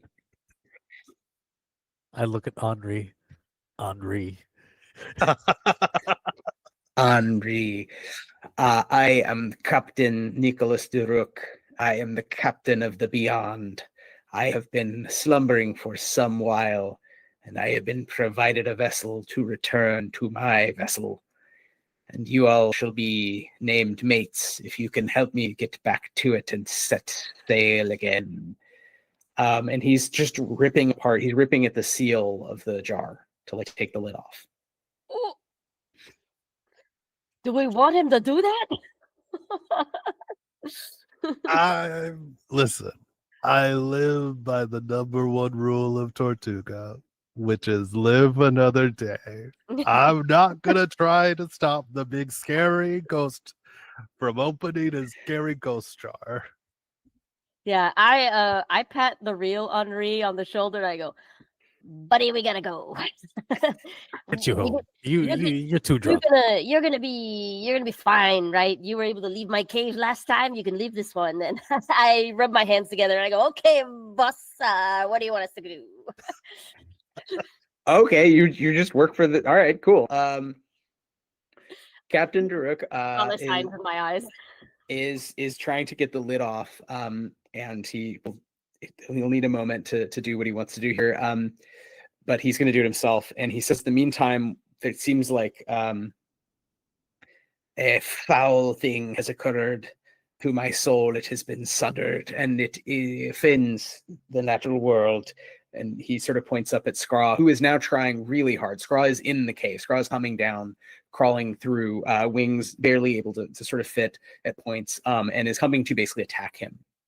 And his first job as mates of the Beyond, as brethren of the Beyond, is to attack this foul creature, pointing at Scraw. Wow. I'm not gonna do that. What feud do you have with Scraw? What has he done to you? And I just start defending him, and just like in, half like 3 languages, I'm just like, what's your problem? Like he has done nothing to us. He gets so furious. He can't decide whether he should spend more time on this jar, which has been, you realize as you're watching, sealed with the weird. It has been sealed by a witch to make it very hard to open. Or whether he just starts screaming at you, like, silence, like, you will do what your captain says. Like, the captain is the unquestioned law at sea, and the captain is saying that I will be attacked by these creatures. You must make them not attack me in order to get back to the Beyond. Probably, we'll need to put a new coat of paint on or other repairs, and then we will set sail. And I have stored such vast treasures that only I know where they are. And you all will be rich if you fall in line this moment and never question me again. So he gives you this sort of mini lecture as he's about to be attacked by a griffin. Over table. We might be able to solve a couple of problems if Scraw just goes buck wild on this man. Yeah. I will just say one thing to this man, and I just say, I follow no white man. And I just let Scraw do whatever they want.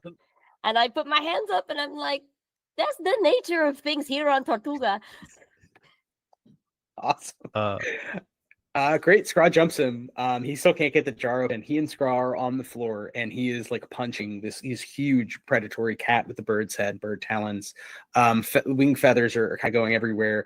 There's blood being ripped up. But instead of blood, you see that oozing out now is this kind of green slime, and it is glowing. And his body does seem fully transformed. He's much stronger than it looks like his grandson, the sailing master, would have been. So they are fighting. They're just sort of rolling around in mud. Can I get the jar and run? That's what I'm going to ask. Does anyone have any good yoink skill? What would a yoink be? Yeah. I don't think I have enough grit. I do have like really good movement, but I don't know if I can. I mean, I am the thief. You could use the power steel, but at this point, because it is a melee, it's not like this isn't really a precision job, right? This is just grabbing something and running. So I think a movement check makes total sense. He would be at disadvantage. He's in the middle of combat. So if someone wants to be like, I just go for it, I mean, you'd have the upper hand, and that you are not in combat with a 7-foot-long predator. He is. Yeah, I am a cut purse. You have talent for move checks related to stealing. That would apply. Talent. Let's go. That means you have advantage on the check. So there's various sort of talents that are background talents. Yeah. I So a 10. give you a motivational speech. He can't beat that. He is a D10, so you would have had to at least get a 9 total, and then he could have beaten you, but he has disadvantage, and you got a 10. So you grab the jar. Jen, do you want to do the motivational speech? It's very short because Boy's pretty fast, but That's right. We bow to no man, not from this island.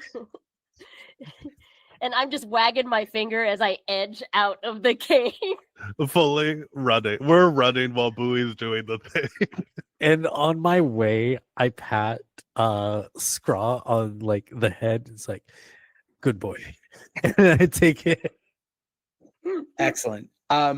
You have the jar. It feels hot in your hands in a way that it's like not the same heat as like a fire.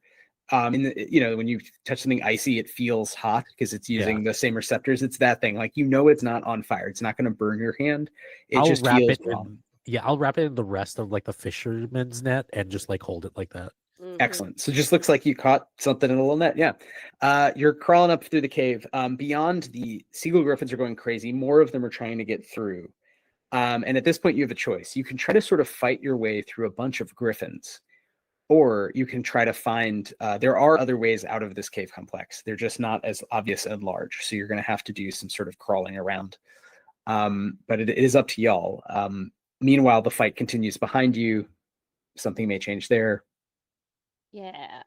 Can I burn 3 grit to track our way out of this? Like I can find places of interest. So like our boat.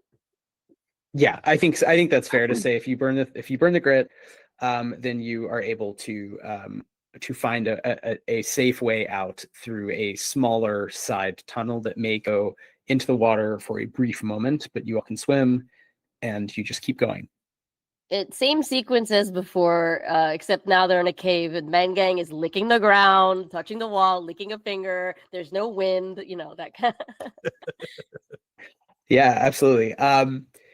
You're doing all that, and you make your way out. You do hear, maybe there is some sort of wind or some signal from like, okay, there's fresh, like I can get out that way, right? It's not just water. Seawater. Seawater. The smell of seawater. It's freedom. You make your way down, and you all have to go really low. You sort of get under the water real briefly. I do want to be fair here. Steel needs me to burn a D8 grit. I rolled a D8 and I rolled a 4. I think my grit would be at like a -1 by this time with like the vanish that I did earlier. So does that affect me? So I was saying earlier, you don't need to use steal because you're not sneaking in and trying to steal. You're just grabbing something from a guy in the middle of combat. So it's pretty much like, it's not stealing in the sense of Ocean's 11 planning a heist. You're just like, I just wanted to be sake of fairness. I didn't want to be like, ooh, look at me. I'm just like doing everything. Yeah. Okay. No, cool. I mean, I would say that it would be appropriate to steal if it was the middle of the ritual and you didn't want to get detected and you wanted to like sneak in, right, and grab it. That's fair. Which is a very action movie. Like, oh no, the thing we care the most about suddenly is missing. No one noticed. But no, in this case, like you got it down to just the two of them rustling. And if you got a 10, then yeah, he just couldn't beat a 10. Okay, amazing. So you might be low on grit, which might matter, but you do have. I have like 3 left. Jar. You do have the jar, and you are headed out. And as you come out, you realize you're sort of next to the beach. You're like sort of in the water we're sort of just at the end of the beach on one end of the island. And you see that another vessel has joined you and is fighting off a storm of griffins with muskets through murder loops, through holes, and small cannons, falconers. And it also, the skeletons are long messed up. There's just skeleton parts all over. But it's also just trashing, just stepping on the pirate boat, and it's just splintered the pirate boat. And it is the Groat Gulp. And you hear from within the chanting of the sailors as they are trying to stave off the storm of griffins and get closer to this art, which you have now brought to within 100 feet or so of them. Don't know if they've seen you yet, but I wanted to ask, is this a place to take a break before we have our exciting conclusion? Yeah. Sounds great. Sure. That's good. Okay, so you're emerging. It's let's say 11 a.m. In game time. You're 100 feet away from a walking submersible, and some guys chanting and shooting griffins with muskets.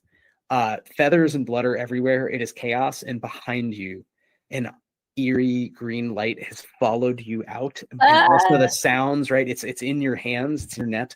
It's unstoppable, and you do hear the screams of someone like basically punching a griffin into unconsciousness. And you have a feeling that maybe Scraw isn't going to come out of this contest. So we'll find out when we come back from a little break here. In just a few minutes, we will be right back here on Plus One EXP. We'll see you then.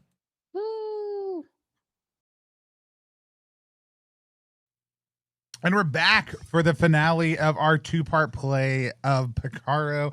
I'm going to hand things right over to Wythe to take us back into play. Thanks a lot, Tony. We are back in the middle of the 1600s, north of the island of Tortuga, the little island, Los Palanquinos. and you are emerging from a sea cave. And Bowie, covered in blood, although some of it is being washed off as you're sort of swimming out into the muck, into the tidal pool area, is holding a net, and within the net is a jar, and the jar is glowing, and it feels like something the size of a rat is kind of bouncing around within the jar, wants to get out. And above and behind you, and quickly coming toward you, are many, many griffins with the front halves of seagulls and the back halves of pumas. In the cave below, you hear the triumphant screams of a man pummeling one of those griffins and then scrambling after you. And in the distance, about 100 feet off to your right, so you're facing south, so you're looking west, is a small ship-sized submersible with sort of crab legs of iron and wood that is saving in the pirate boat that was moored ashore, and trying to at the same time fight off more and more of these seagull griffins, which have just gone mad. And I think, Ben Gang, at this point, you at least know for sure, like, the reason they've gone mad is the object in Bowie's hand is the jar. Yeah. Things are proceeding very quickly now. You don't have all the pieces. You've spoken to some people. Some people got taken over by some other people. Some people you just blew up. You know. But since you now have the jar, in a sense, that seems to be what everyone wants. So the story is kind of in your hands. You can see off in the distance is the still unable to move because its mast is blown to bits, beyond this great pirate ship.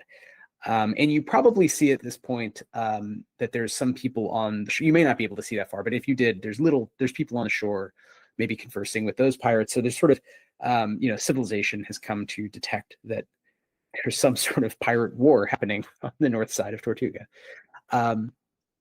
What would you like to do now? I'm gonna try to think back to our conversation with Yost. How much was he gonna give us for this? I think he believe- said 500 between the three of us. Yes. And yes, it should be Yost. And for some reason, he says it Yost, and maybe it's because he's a biomechanical golem made by a witch. But Jost offered you 500. Guaya offered you 200 for Henri. Mm-hmm. The ghost of Captain Nicholas de Rook offered you 10,000 silver pieces, as did, or rather, James, his grandson, whom he possessed, did, and he offered sort of unclear, untold riches as a professional, ghost pirate. It's up to you what you want to do. You don't have any money right now. You just have an unconscious French thief who is in debt, heavily in debt, and a jar. Yost wants it for money. What if we just sort of make this not our problem? I don't think we need to hold on to this thing longer than we need to. It seems dangerous. And he looks up at all the griffins. It's either we give it to Jost or I throw this in the ocean. And he's right there, right? Yeah, Jost, they're now walking over toward you, and the griffins are coming at you. And so at the same time, they're coming toward you, and not attacking you at all. They're just trying to get to you. The thing doesn't move that fast, so it is like a human walking speed. It's just really big. So the big gulp is walking along the beach. The griffins are now coming down and really trying to attack Bowie. So you do need to start making essentially checks to be out in the open. How far is our boat from us? Your boat is around the other way. Oh, so kind of on the wrong side. We're not near our boat. Yeah. Okay. I thought we were trying to go to our boat. That's what I was tracking for. Oh, I'm sorry. This was just I'm sorry. Then that is maybe my bad. I was just giving you nearest exit. Oh, okay. There's an exit right there. I mean, we can just go with it. It's fine.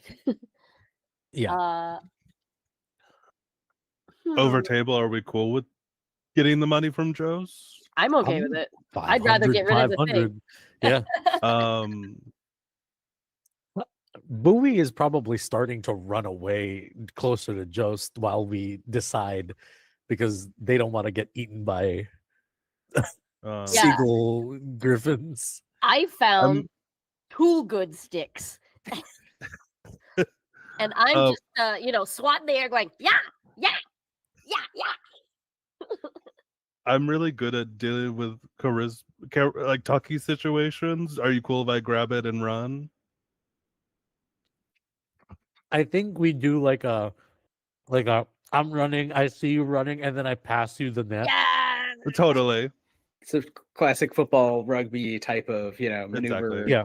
Two-handed, like, choo. Everybody give me an easy movement check. I'll say this one round is easy, and then it's just going to go to harder and then combat. If you stayed outside, otherwise you're going to get there because they're coming toward you, you're coming toward them, and if you're just running full on and all you're doing is passing one object, you don't have to. It won't be more rounds. But there are a lot of these animals, and they are incensed. And now that they can just see the jar, I mean, they've been trying to sort of figure out where it is, wait for it, but now they just see it in your hands. I rolled a 6. Got an I 8. also rolled a 6. With that, you're all jumping over. It sounded like, Jen, you said 8. Mhm. You're jumping over or ducking under, and they are coming close, but none of you are harmed. Maybe you can imagine, we see close-ups of like bits of your clothing just being ripped apart by these talons, but none of you are harmed. And you make it to the protection underneath the big gulp, and there's a hatch in the bottom that is sort of rectangular that falls down, and a sort of tongue-like carpet rolls out. And you see these sort of stiff, it's real Baroque play technology is kind of keeping it down at you. And you're meant to run on. And you see Joseph is sort of standing there egging you on, like, yes, please come up, please, please, please. Right now, hurry.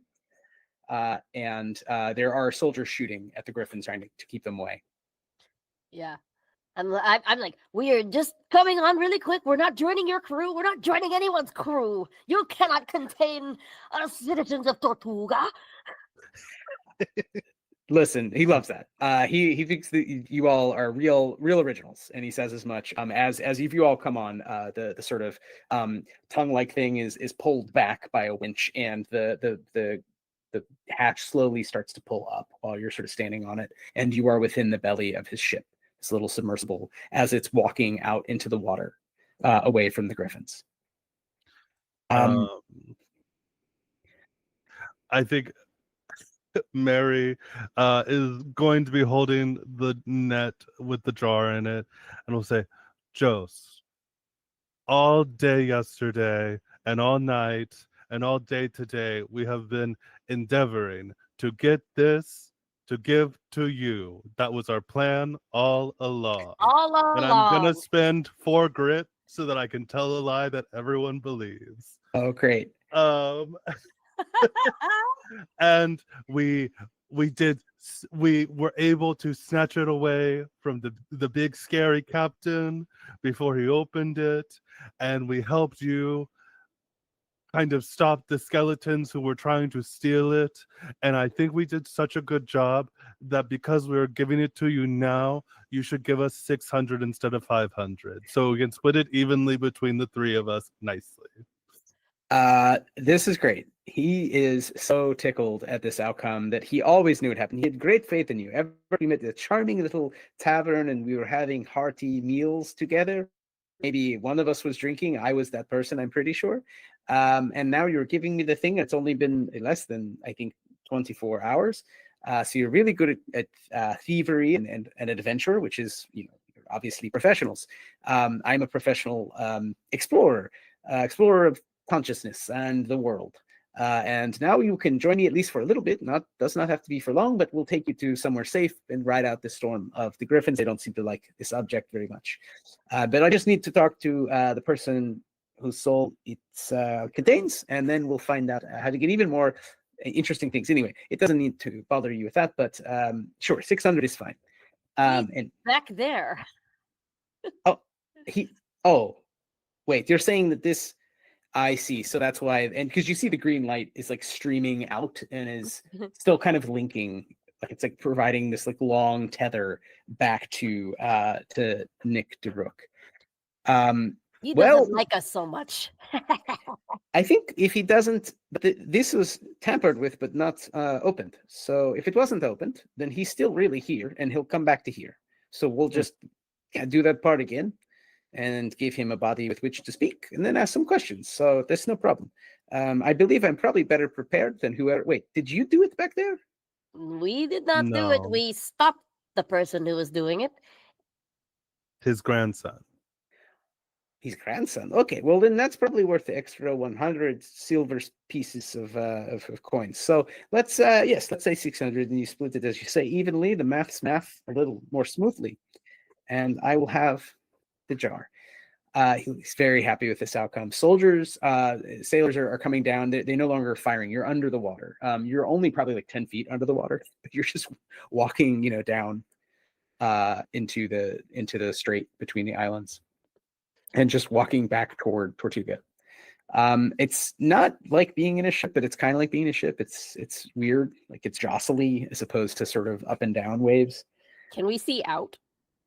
There are portholes. So Okay. you're currently in a smaller room that is really just for getting in and out from the bottom. But it just begins to, well, where are my manners? And takes you on a tour.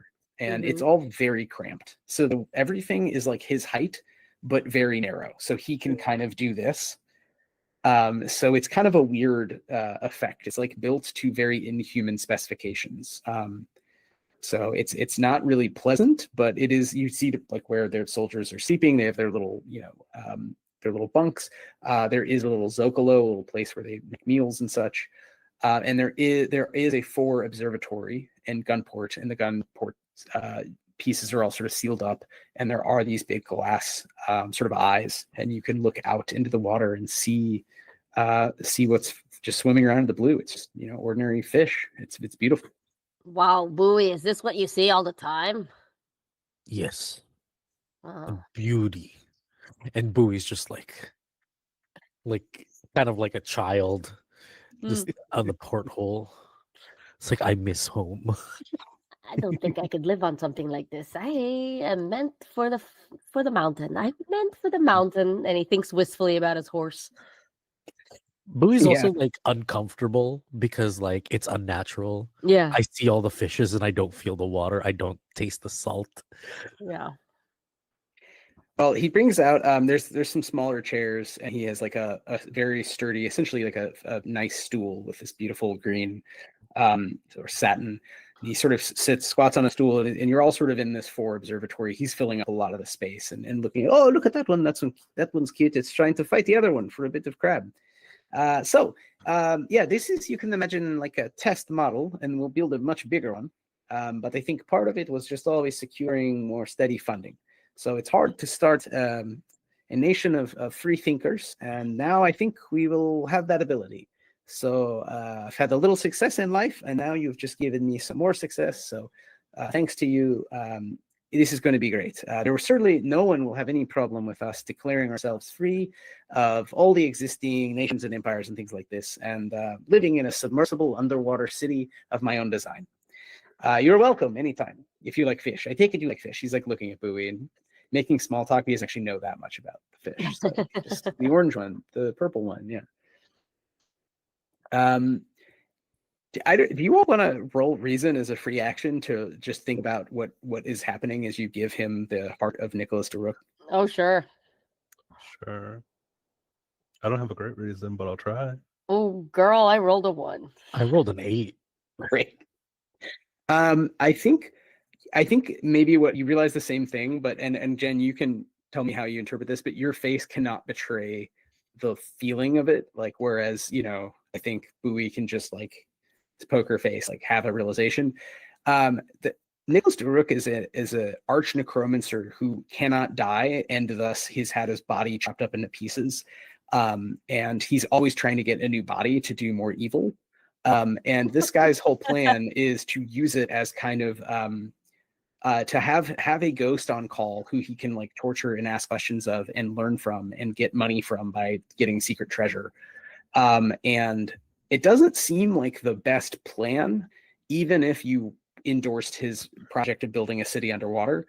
It just also seems like very, very dangerous, and implies that, he would need to be like even better at magic. And he seems like an interesting, probably pretty smart rich guy, but he doesn't give off the vibes of someone who totally understands what he is in his hands. Like, there is a kind of fog of green light trailing out of the object in his hands, like just, to the portholes, like trying to get out. It seems very aggressive, and every interaction you've had with it makes you feel bad. Like it sort of hurts your soul to be near it. And you're like, I don't think this is like a technical object, the way that like, you know what I mean? It's not gonna solve all your problems, dude. And I think Mangang's face just is like whatever version, right? That you I can't hide it, but at the same time, I'm like, it's not my problem. Like, he doesn't live on my island. Like I think I've rationalized all of this. My face goes from like no to to to just vacant after that. You like you could hear elevator music coming out of his head, you know, like Sure. Great. Well, after some chit chat, you're walking around the island. He's going on about the griffins. They need to figure out a way to control for the griffins. They don't want people to be scared off. Maybe he needs to build another one of these. I don't know. Maybe there's a griffin free zone somewhere. Do you know anything about this? Maybe he's looking at Mary. You seem like the griffins. I don't know. He's just eventually is going to wander off. He has other duties, and he's taking the jar with him, and he does get you paid. So Great. you all are given lovely as we leave. You're still under the water. You're still walking around. You're walking back to town, basically. Right. If that's okay with you. I mean, unless you like demand to be let off in the middle of the water. He gives you lovely oversized banknotes that you should be able to cash, probably not in Kiona, but in one of the other large ports of the Caribbean. You should be able to go to a Spanish bank, basically, and just get out the money.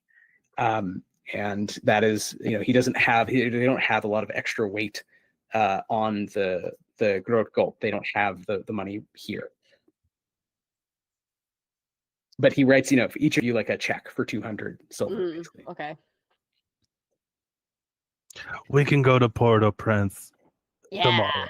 That's an issue for tomorrow. That sounds like a good errand, a good trip. Pleasure and fun at the same time. I give mine to Mary to hold. Mine might get wet. So please hold this for me. It's stuffed in my mini layers. Yes. Right. Good idea. Great. Then do you want to do anything else on the ship before you're brought back to port? And you break the water long enough for you all to clamber out on the beach. I ask for a moment of silence for Scraw. We don't know. Scraw might have made it. Scraw was just hurt. Sure. We don't know. We don't know. Yeah. Is Henri dead? Is he alive still? He was really hurting. If you allow, the crew tends to Henri's wounds as best they can. Henri again has like probably 2 wounds in game terms and is just like out of it. Henri a lucky son of a create bitch. a lot of problems. He's very lucky. Yeah. Makes better life choices. Carry him on my back. I got him again. Ow. I'm like, buddy, no matter who you talk to, they're all gonna be mad at you. He is Delphine and the town, everybody's mad at you right now.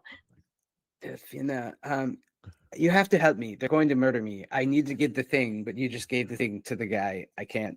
They're gonna kill me. Guy, I think You your don't life want that thing. is more important than that jar. I need the money that the jar would be worth. But to you that need guy. to live again to thieve again, you know. You almost died back there. You were going to be the vessel of the vessel. Can you hide me and perhaps Delphina for a day or two? I've already hidden you once. What are you gonna do for your friend Mangang? Do you want to play some cards for it? He's immediately goes into, although weaker and maybe quieter than he would normally be in a strange port of call, he goes into sales mode about all the great things he can do for you. He's on my back, and I'm like, shit, save it for when you're a little better. I'll nurse you back to health, but you know you're gonna have to owe your friend Mangang. All right. You've reached Kiona. You're on the beach a little ways from town. The Grot Gulp surfaces, lets you out on the beach. Is there anything else you want to discuss with Jost? Oh, with Jost. May we never meet again. No. Well, you can say that. I'm just gonna be like, nice doing business with you, a stranger. If you ever need anything found again, come to your friend Mangang here on the island of Tortuga. Now, goodbye. And he just sort of quickly turns with Henri on his back, and it's just like, Of course, of course. Next time you are under the water and you find a secret city of glass and metal, and maybe there's some way to make wood more likely to not rot over time deep beneath the water. I'm working on this as well.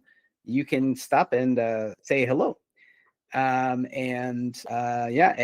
sort of holds up the jar, which rattles, and the green light is sort of contained back in it, as presumably back on Palanquin Island, the body of James Daruk is ripped apart by seagull griffins. And he says, "Oh, well, see, there you go. I told you, no problem." And he closes the hatch, and he sets off, and you hear the song of his invented nation, of exiles and inventors, tinkers and explorers, and I forgot the modernity. name was like Horselandia or some shit. Yeah, it's just Landia. Yeah, it's just Landia. Yeah. Yeah. So you hear that being muttered by the sailors as they go into, find their stations, and they take off for parts unknown in a very battered but still hailed vessel. Yeah. Your man Mangang is not very smart, but I'm smart enough to know that guy's gonna die. For sure. The jar, hopefully the nightmares will stop soon. But he has a lot of long nights ahead of him. Now for our 200 silver, and I look at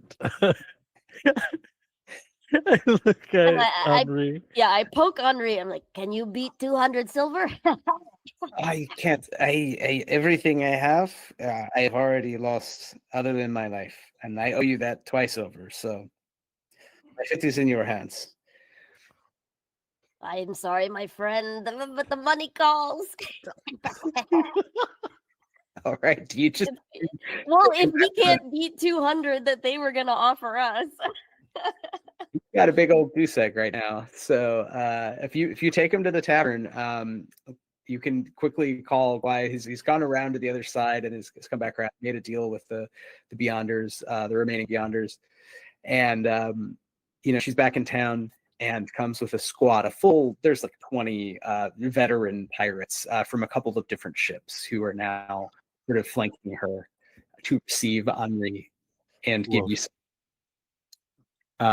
And they ask you what was this all about? She really wants to know your version of events. You get the sense she knows Henri stole something he shouldn't have stolen and brought it here, and it caused some problems. You're not sure about all the details. I don't think you all learned all the details, but do you want to tell her anything or just keep it top line? Like, no idea. I don't want Henri to die. Yeah, I don't want Henri to die. I think I'm just going to say, I understand this Frenchman owes you a lot of money, and he was trying to get this. I can't fault him for that. So let me tell you, there is a submersible. Was it north or south from here? It was going south. You know where it's going, and he told you what his next plan was. You need to look for griffins circling above. And when you get to that submersible, what is waiting for you is 10,000 silver pieces. Yeah, I cannot argue with that.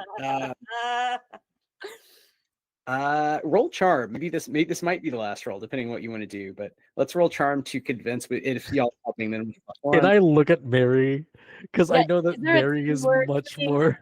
Yeah, we can nudge teamwork. I'll totally do it again. I'll spend another 4 and say, "Oh, great! It all happened like this." Great. So you convince her that there's sort of no doubt. All the doubt has been removed because you know the story, and that Nicholas Daruk's secret treasure worth at least presumably like 20,000 silver pieces You know the location. Well, you don't know, but Jost knows, and all they have to do is go find the submersible next time it surfaces and arrest Jost, and they will get all that treasure to divide up. They thank you, and they give you in cold hard cash 200 pieces of silver in random from all the different empires that they steal from. You actually have that among you. It's just one lump sum for all of you, but you have that money. You have the banknotes, which may or may not bounce from Jostlandia, and you no longer have Henri. But if your goal was to save his life, then you saved his life by trading information. Yeah. So he's broke, but alive. It's just probably like 1 p.m. It's been like a day and a half, and while a lot has happened, you might be tired, exhausted, like physically, mentally. It's kind of quiet. It's kind of a normal day now. It's been a quiet sort of week. It's just the people who are here are, drinking, eating, chilling out, playing cards. What do each of you want to do as we kind of wind down? Is there anything else left you want to do? And you could imagine where this would go. I already have ideas, like if we played again, like what the repercussions are. So you can maybe jump forward. But and I'm curious, what do you care about, and what do you do now that you have made a little bit of money? I think I have like a lot of ways to make money. So I only take 50 silver from the 200. Let them get 75 each. And I buy a new net. And then I just lie in my hammock for the rest of the day, watching pirates fight in the distance or whatever. I've also got a hammock nearby because I want to learn how to fish from you to expand my business. Yes. I think I'm just overseeing Man Gang use whatever beautiful stick there is to like. Yeah. He's found the best stick for spearing fish in the tide pools, and he's just reminiscing and swinging in the hammock with you and saying like, I love it here. Tortuga is my home. It's beautiful. I don't need to participate. I don't need to fight all these white people for our riches. Yes. We just have to take it from them. Exactly. Let them die for this. And I raise up a coconut and it's like, let them die. I think Mary spends a little bit of time at the tavern, sort of like doing the big old like, I've got a story to tell, and he's sort of like busking with a little bit of like storytelling. But he kind of will slip away while when it starts getting a little bit later, and he's gonna start heading back north again. And kind of by nightfall we'll make it back out to the beach, and I think he like sets up a little hammock and is waiting there on the north shore, kind of waiting to see. And he doesn't know if Scar will come back, but he'll wait for a day or so to see. Yeah. Yeah, I love that. I think this would be, again, if this were not a one shot, maybe Scraw and the fate of Scraw would be another kind of follow-up, like adventure, like paper.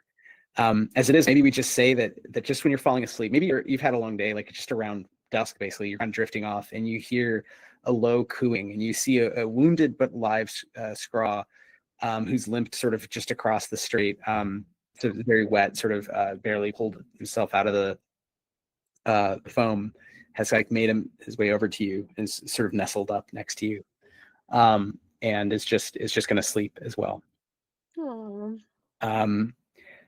Also, if we were to do leveling up, your characters would gain a level. You get another power. And also, and this is something I just wanted to say out loud, and you can discuss, or we can freeze frame, we don't know, but your infamy score is a group score that goes up or down depending on what you do with the money. So whenever you get money, you can keep it and it doesn't change, or you can give money to the powers that be and it lowers your infamy score, which means it lowers the heat on you. But it also means it lowers your ability to get stuff for free by like asking people for help. Or you can give it to common folks and it raises your infamy score. So it makes you more infamous, which means you're harder to kill and you get more free stuff. So that would be another point of discussion, like in a campaign, right? Like, where are we trying to go in our story as PICAROs? Are we infamous or are we sort of invisible and unknown? Ooh. Damn. So just wanted to sort of seed that thought. I don't know if you have any thoughts on that before we call it. I mean, my inkling is to the people. I love the idea of these three little like local people from Tortuga being sort of just like infamous on the just that island. Only the island. Yeah. Yeah, you're famous in your neighborhood. Yeah. Totally. Great.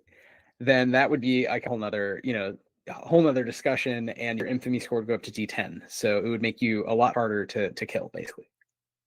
Nice. Awesome. Well, with that, this has been one version of this kind of pirate setting with these different groups looking for the heart of the evil Captain Daruk. And you have decided, which I think is really nice to underline, that it is not your problem, and you can play sides against each other, and that feels very, very picaresque. So thank you for playing.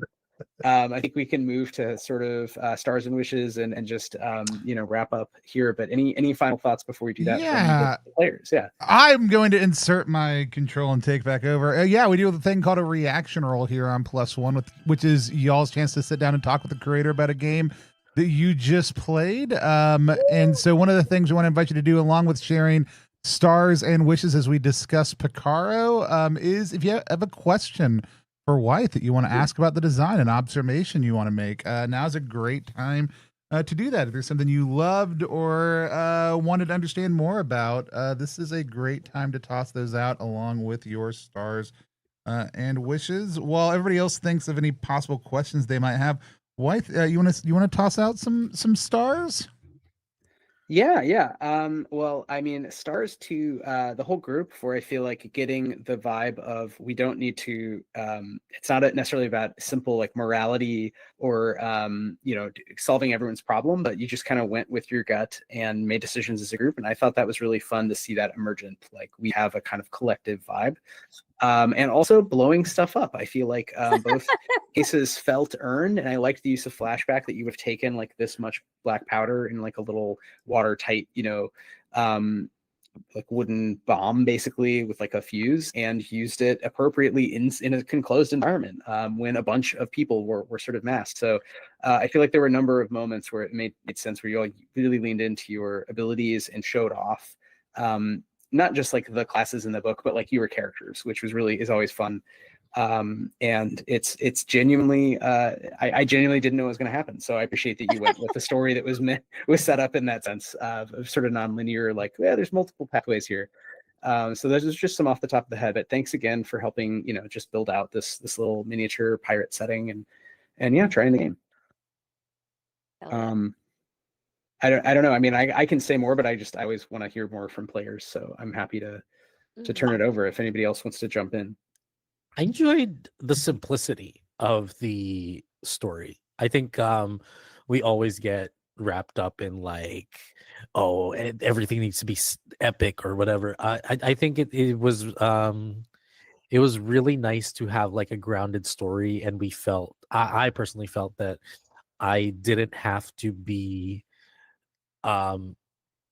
like, my investment is towards my character, and it doesn't have to be like, hey, I need to invest more. I think what I was like giving it felt enough, and that for me was like very, very nice to play in a game that has like the stakes that we had. As for a question, I mean, there's a lot of like other systems. I was wondering what was the deciding factor on the grit system. I know you created it, and like some designers are like, I created this thing, but also this thing kind of fits better. What was the deciding factor on that? Yeah. that choice. I mean, obviously, I'm super biased. So, that caveat aside, I do feel like the thing about it that really works with adventure games is the being able to burn grit to have powers just happen, so you can really lean into things your characters get at that are fun, that are big epic moments that allow you to just steal a thing, right, or tell a lie, or not be attacked.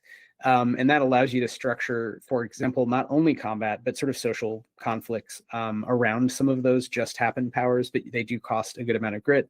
And then by burning grit on rolls, on checks, you can also choose when to lean into kind of anything, even if it's not something you're normally good at. You can be like, I'm really trying, and it's sort of a cinematic, which is not to say other systems can't achieve cinematic play somehow. But I do think they have their sort of strengths or weaknesses, and crunchier systems are very crunchy and tend to really, really foreground combat. Whereas I think our system's a little more open to sort of, you don't have to fight everything, but you probably do roll. It is an adventure game, right? And then I think there are systems that are very story driven, which is fun, but it's a little, to me, less clear sometimes when you're rolling, and sometimes the stakes feel a little lower for that reason. So for a sort of PICARO-esque plot, I think it's nice to have a somewhat rules lightish, rules bright, sort of adventure forward system, if that makes sense. So I thought it was a good fit, and I think it worked to just add a score of infamy and use it for a couple different ways.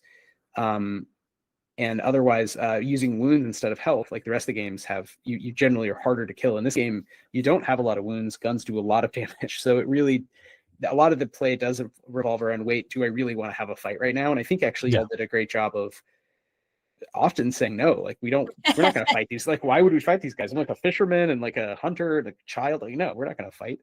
And I think the system supports that and still gave you, I mean, I would phrase this question, do you still feel you had things to do? Right. That I think I would agree with what you said of like the system supports just doing whatever and like forwarding the story and like making it just as fun as it could be. I think it makes a lot of sense. And like, thanks for designing this, and it was a lot of fun. Oh, thank you. Thanks for trying out. Yeah. Wow, I'm glad that we got to get to all the powers that we wanted to, and there wasn't a huge learning curve for like, oh, it needs to ramp up for however many rounds or like whatever, these things just happen, and we got to get weird.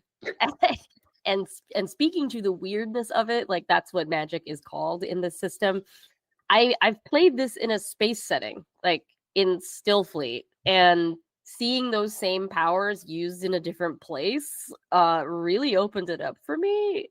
Like, there's a power called dive. You spend some grit and you can just escape things. Like, and I used that a lot in my previous games. But being able to explore all these other weird powers in like this Pirates of the Caribbean situation, like it was really fun. And I kind of love, like, how do I describe this in a kind way? That the PICAROs are cockroaches. Like, they ain't gonna die. They're gonna be there. They just show up, and I kind of love that. I don't know, that vibe, that attitude of like, I'm just gonna do shit. I'm gonna protect my way of life. I just love how we all handled that and we agreed. Wow. Okay. Mary changing faces and like Mengang accidentally catching that was so funny. Like, so funny. Like, you can do, oh no. Like, I loved that moment. And then Fab, when you just went around just like, it'll be over. It'll be over. And I actually didn't know about the flashback power and that you both had it. Like, I was like, how come I'm not the one that well, exclusively it was for me, and then the mimic enabled. Yeah. That shit's cool. Like, what? I love flashback mechanics. It's so fun. That's hilarious. I mean, you just magically willed tools into our purview. But I think in the future, what I would love to see is, I don't know, I want to play with the infamy. Like, I want to talk to the town more and see what we can get. Like, is there that one lady that hates me that, you know? I completely agree. And I think that was a trade-off of, let's make this all about these different kind of forces convening on the normal location, instead of, well, let's explore the normal location, which is to some degree a one-off versus a campaign. But it also could have been told another way, where almost everyone was someone you knew, and then infamy matters a lot, and you can get information or goods out of them because you're famous. You're like a folk hero, even if you're broke and a criminal. And then also the heat mechanic. So then maybe, like, let's say the pirate marshals are trying to find you and they're not coming to you for help. So that was a choice as a GM I made, really just for a one-off. But I would love it does work in the times I played it with playtesters, where it's like, no, every time you come to town, I'm going to roll that die and see if, like, terrifying. Yeah. So it's meant to lead to Scooby-Doo-esque chases, where just they're always being chased. You might be chasing someone, but you're always being chased. But yeah, we did not highlight that mechanic, so you'll have to play it for yourself, or maybe we'll have to do it again. But yeah. I'll go next. Jen, before this AP, the only, like, I just, like, quite literally wasn't familiar with your game. I had seen your episode of Gastronauts, but, like, I mean, like, Fabs, I watch Bad House pretty often, so it's like I kind of knew what I was heading into there, but it's like, so why use this word? And it's one that I was thinking about a lot today, which is picaresque. I really feel like Mangang is like the epitome of a picaresque hero, of like this, like, using his wits to kind of like make things happen, and you're just so explosive playing him that it's like, I couldn't stop myself from laughing, that it's like he's just this force on this island, that it's like, yeah, there's this guy who lives up in a cave and on a mountain, and he has animals that follow him around, and he's just so charming. And so it was so fun to play with you.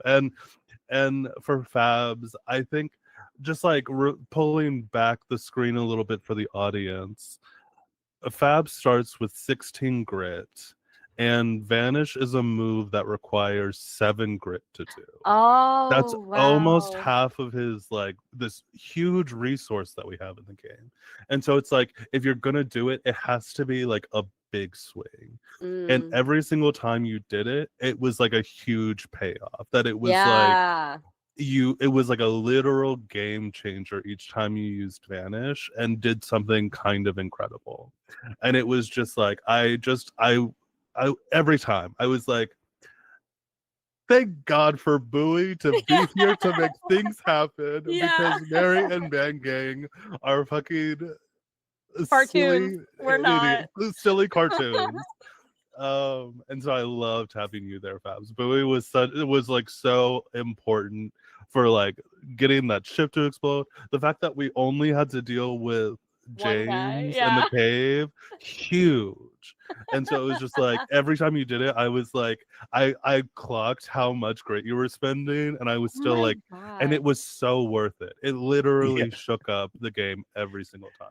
I think my only regret with the Vanish is I didn't do the Baki thing of, like, instead of like just disappearing, just being behind a guy and matching their gait. Scary. That's creepy.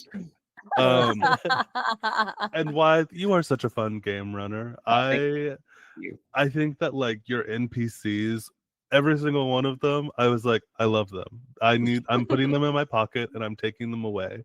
But specifically, when you did the Captain Nick and kind of had this moment where, like, suddenly he's pissed at us. He's like, I'm your captain. And I was like, oh, so, like, thank you for recentering us on this moment where we go, actually, no, fuck this guy. You are going to get eaten by a griffin, and that's okay with us. It was like perfect timing on that.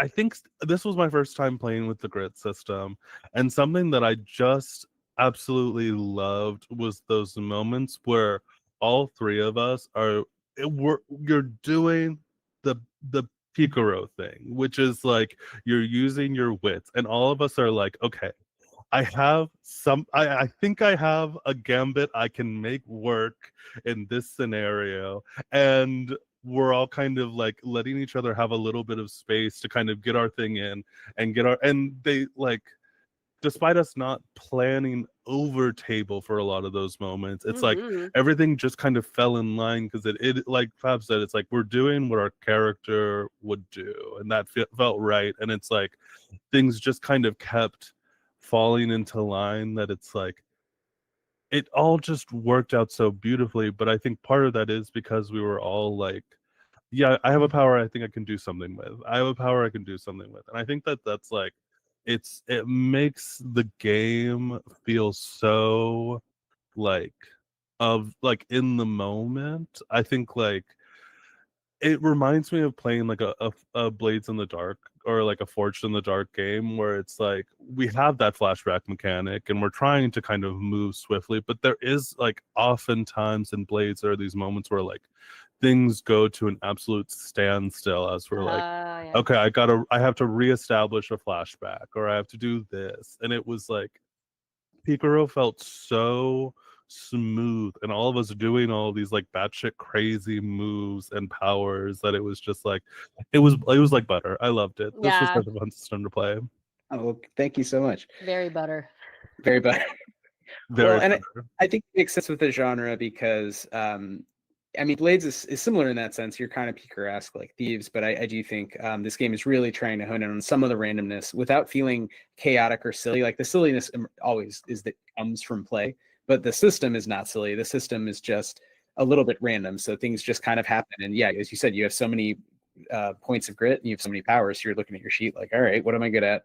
And collaborating and finding those moments is really fun. And like in one of the playtest campaigns, they're fighting essentially Dracula and call a storm of bees, and it was just such a it's that mix. Like there's a vampire in a shed in a field in rural Romania, and there's just like thousands and thousands of bees stinging everyone, and it's like it's chaos, but it's also like it's not silly in the sense of like I in the system enforcing some kind of SpongeBob thing. It's like it feels like, wow, this is like magical, but also like really awful and weird, and I just want to get out of it. And I think you guys had a lot of similar moments of like you're saying, you know, you were able to make these choices where you didn't have to fight everyone. And yeah, I'm glad you got the sort of hint there that like, yeah, you can fight the ghost even before he has a body and he's easier to kill, but boy, just like, yeah, a terrible guy, not someone you want to work for. So where you were gonna go with that, but I just love we don't work for any of these white guys. Totally. Like Star Fabs, bringing it back to the colonialism. I loved it. Yeah, I'm glad we got that in there. And, you know, I hope it wasn't too, you know, I think this worked out in a nice way with showing off some of the setting without, like trying too hard to sort of push any narrative. It was just like, there's weird pirate stuff going on, right? There's people stealing from each other over and over again. But it was such a good recentering. Like it was like a quick line and like it is that one action one-liner, but it was like, oh, it snapped it back into like, yeah, kind of everyone causing problems are the people coming to Tortuga. Yeah, and they're all fucking like European assholes who are like, I can control death, and it's like, you do. Good luck with that. Yeah. Exactly. I have a question. Tony. So I do know why some of the other stuff that you have in development right now using grit, but I want to talk about the dream, choice to start with a dream each time. Is that like a Wythe GMing special? Is that something you feel is really strong, just a strong way to do things? Or is that something that has other implications for why you like to do it?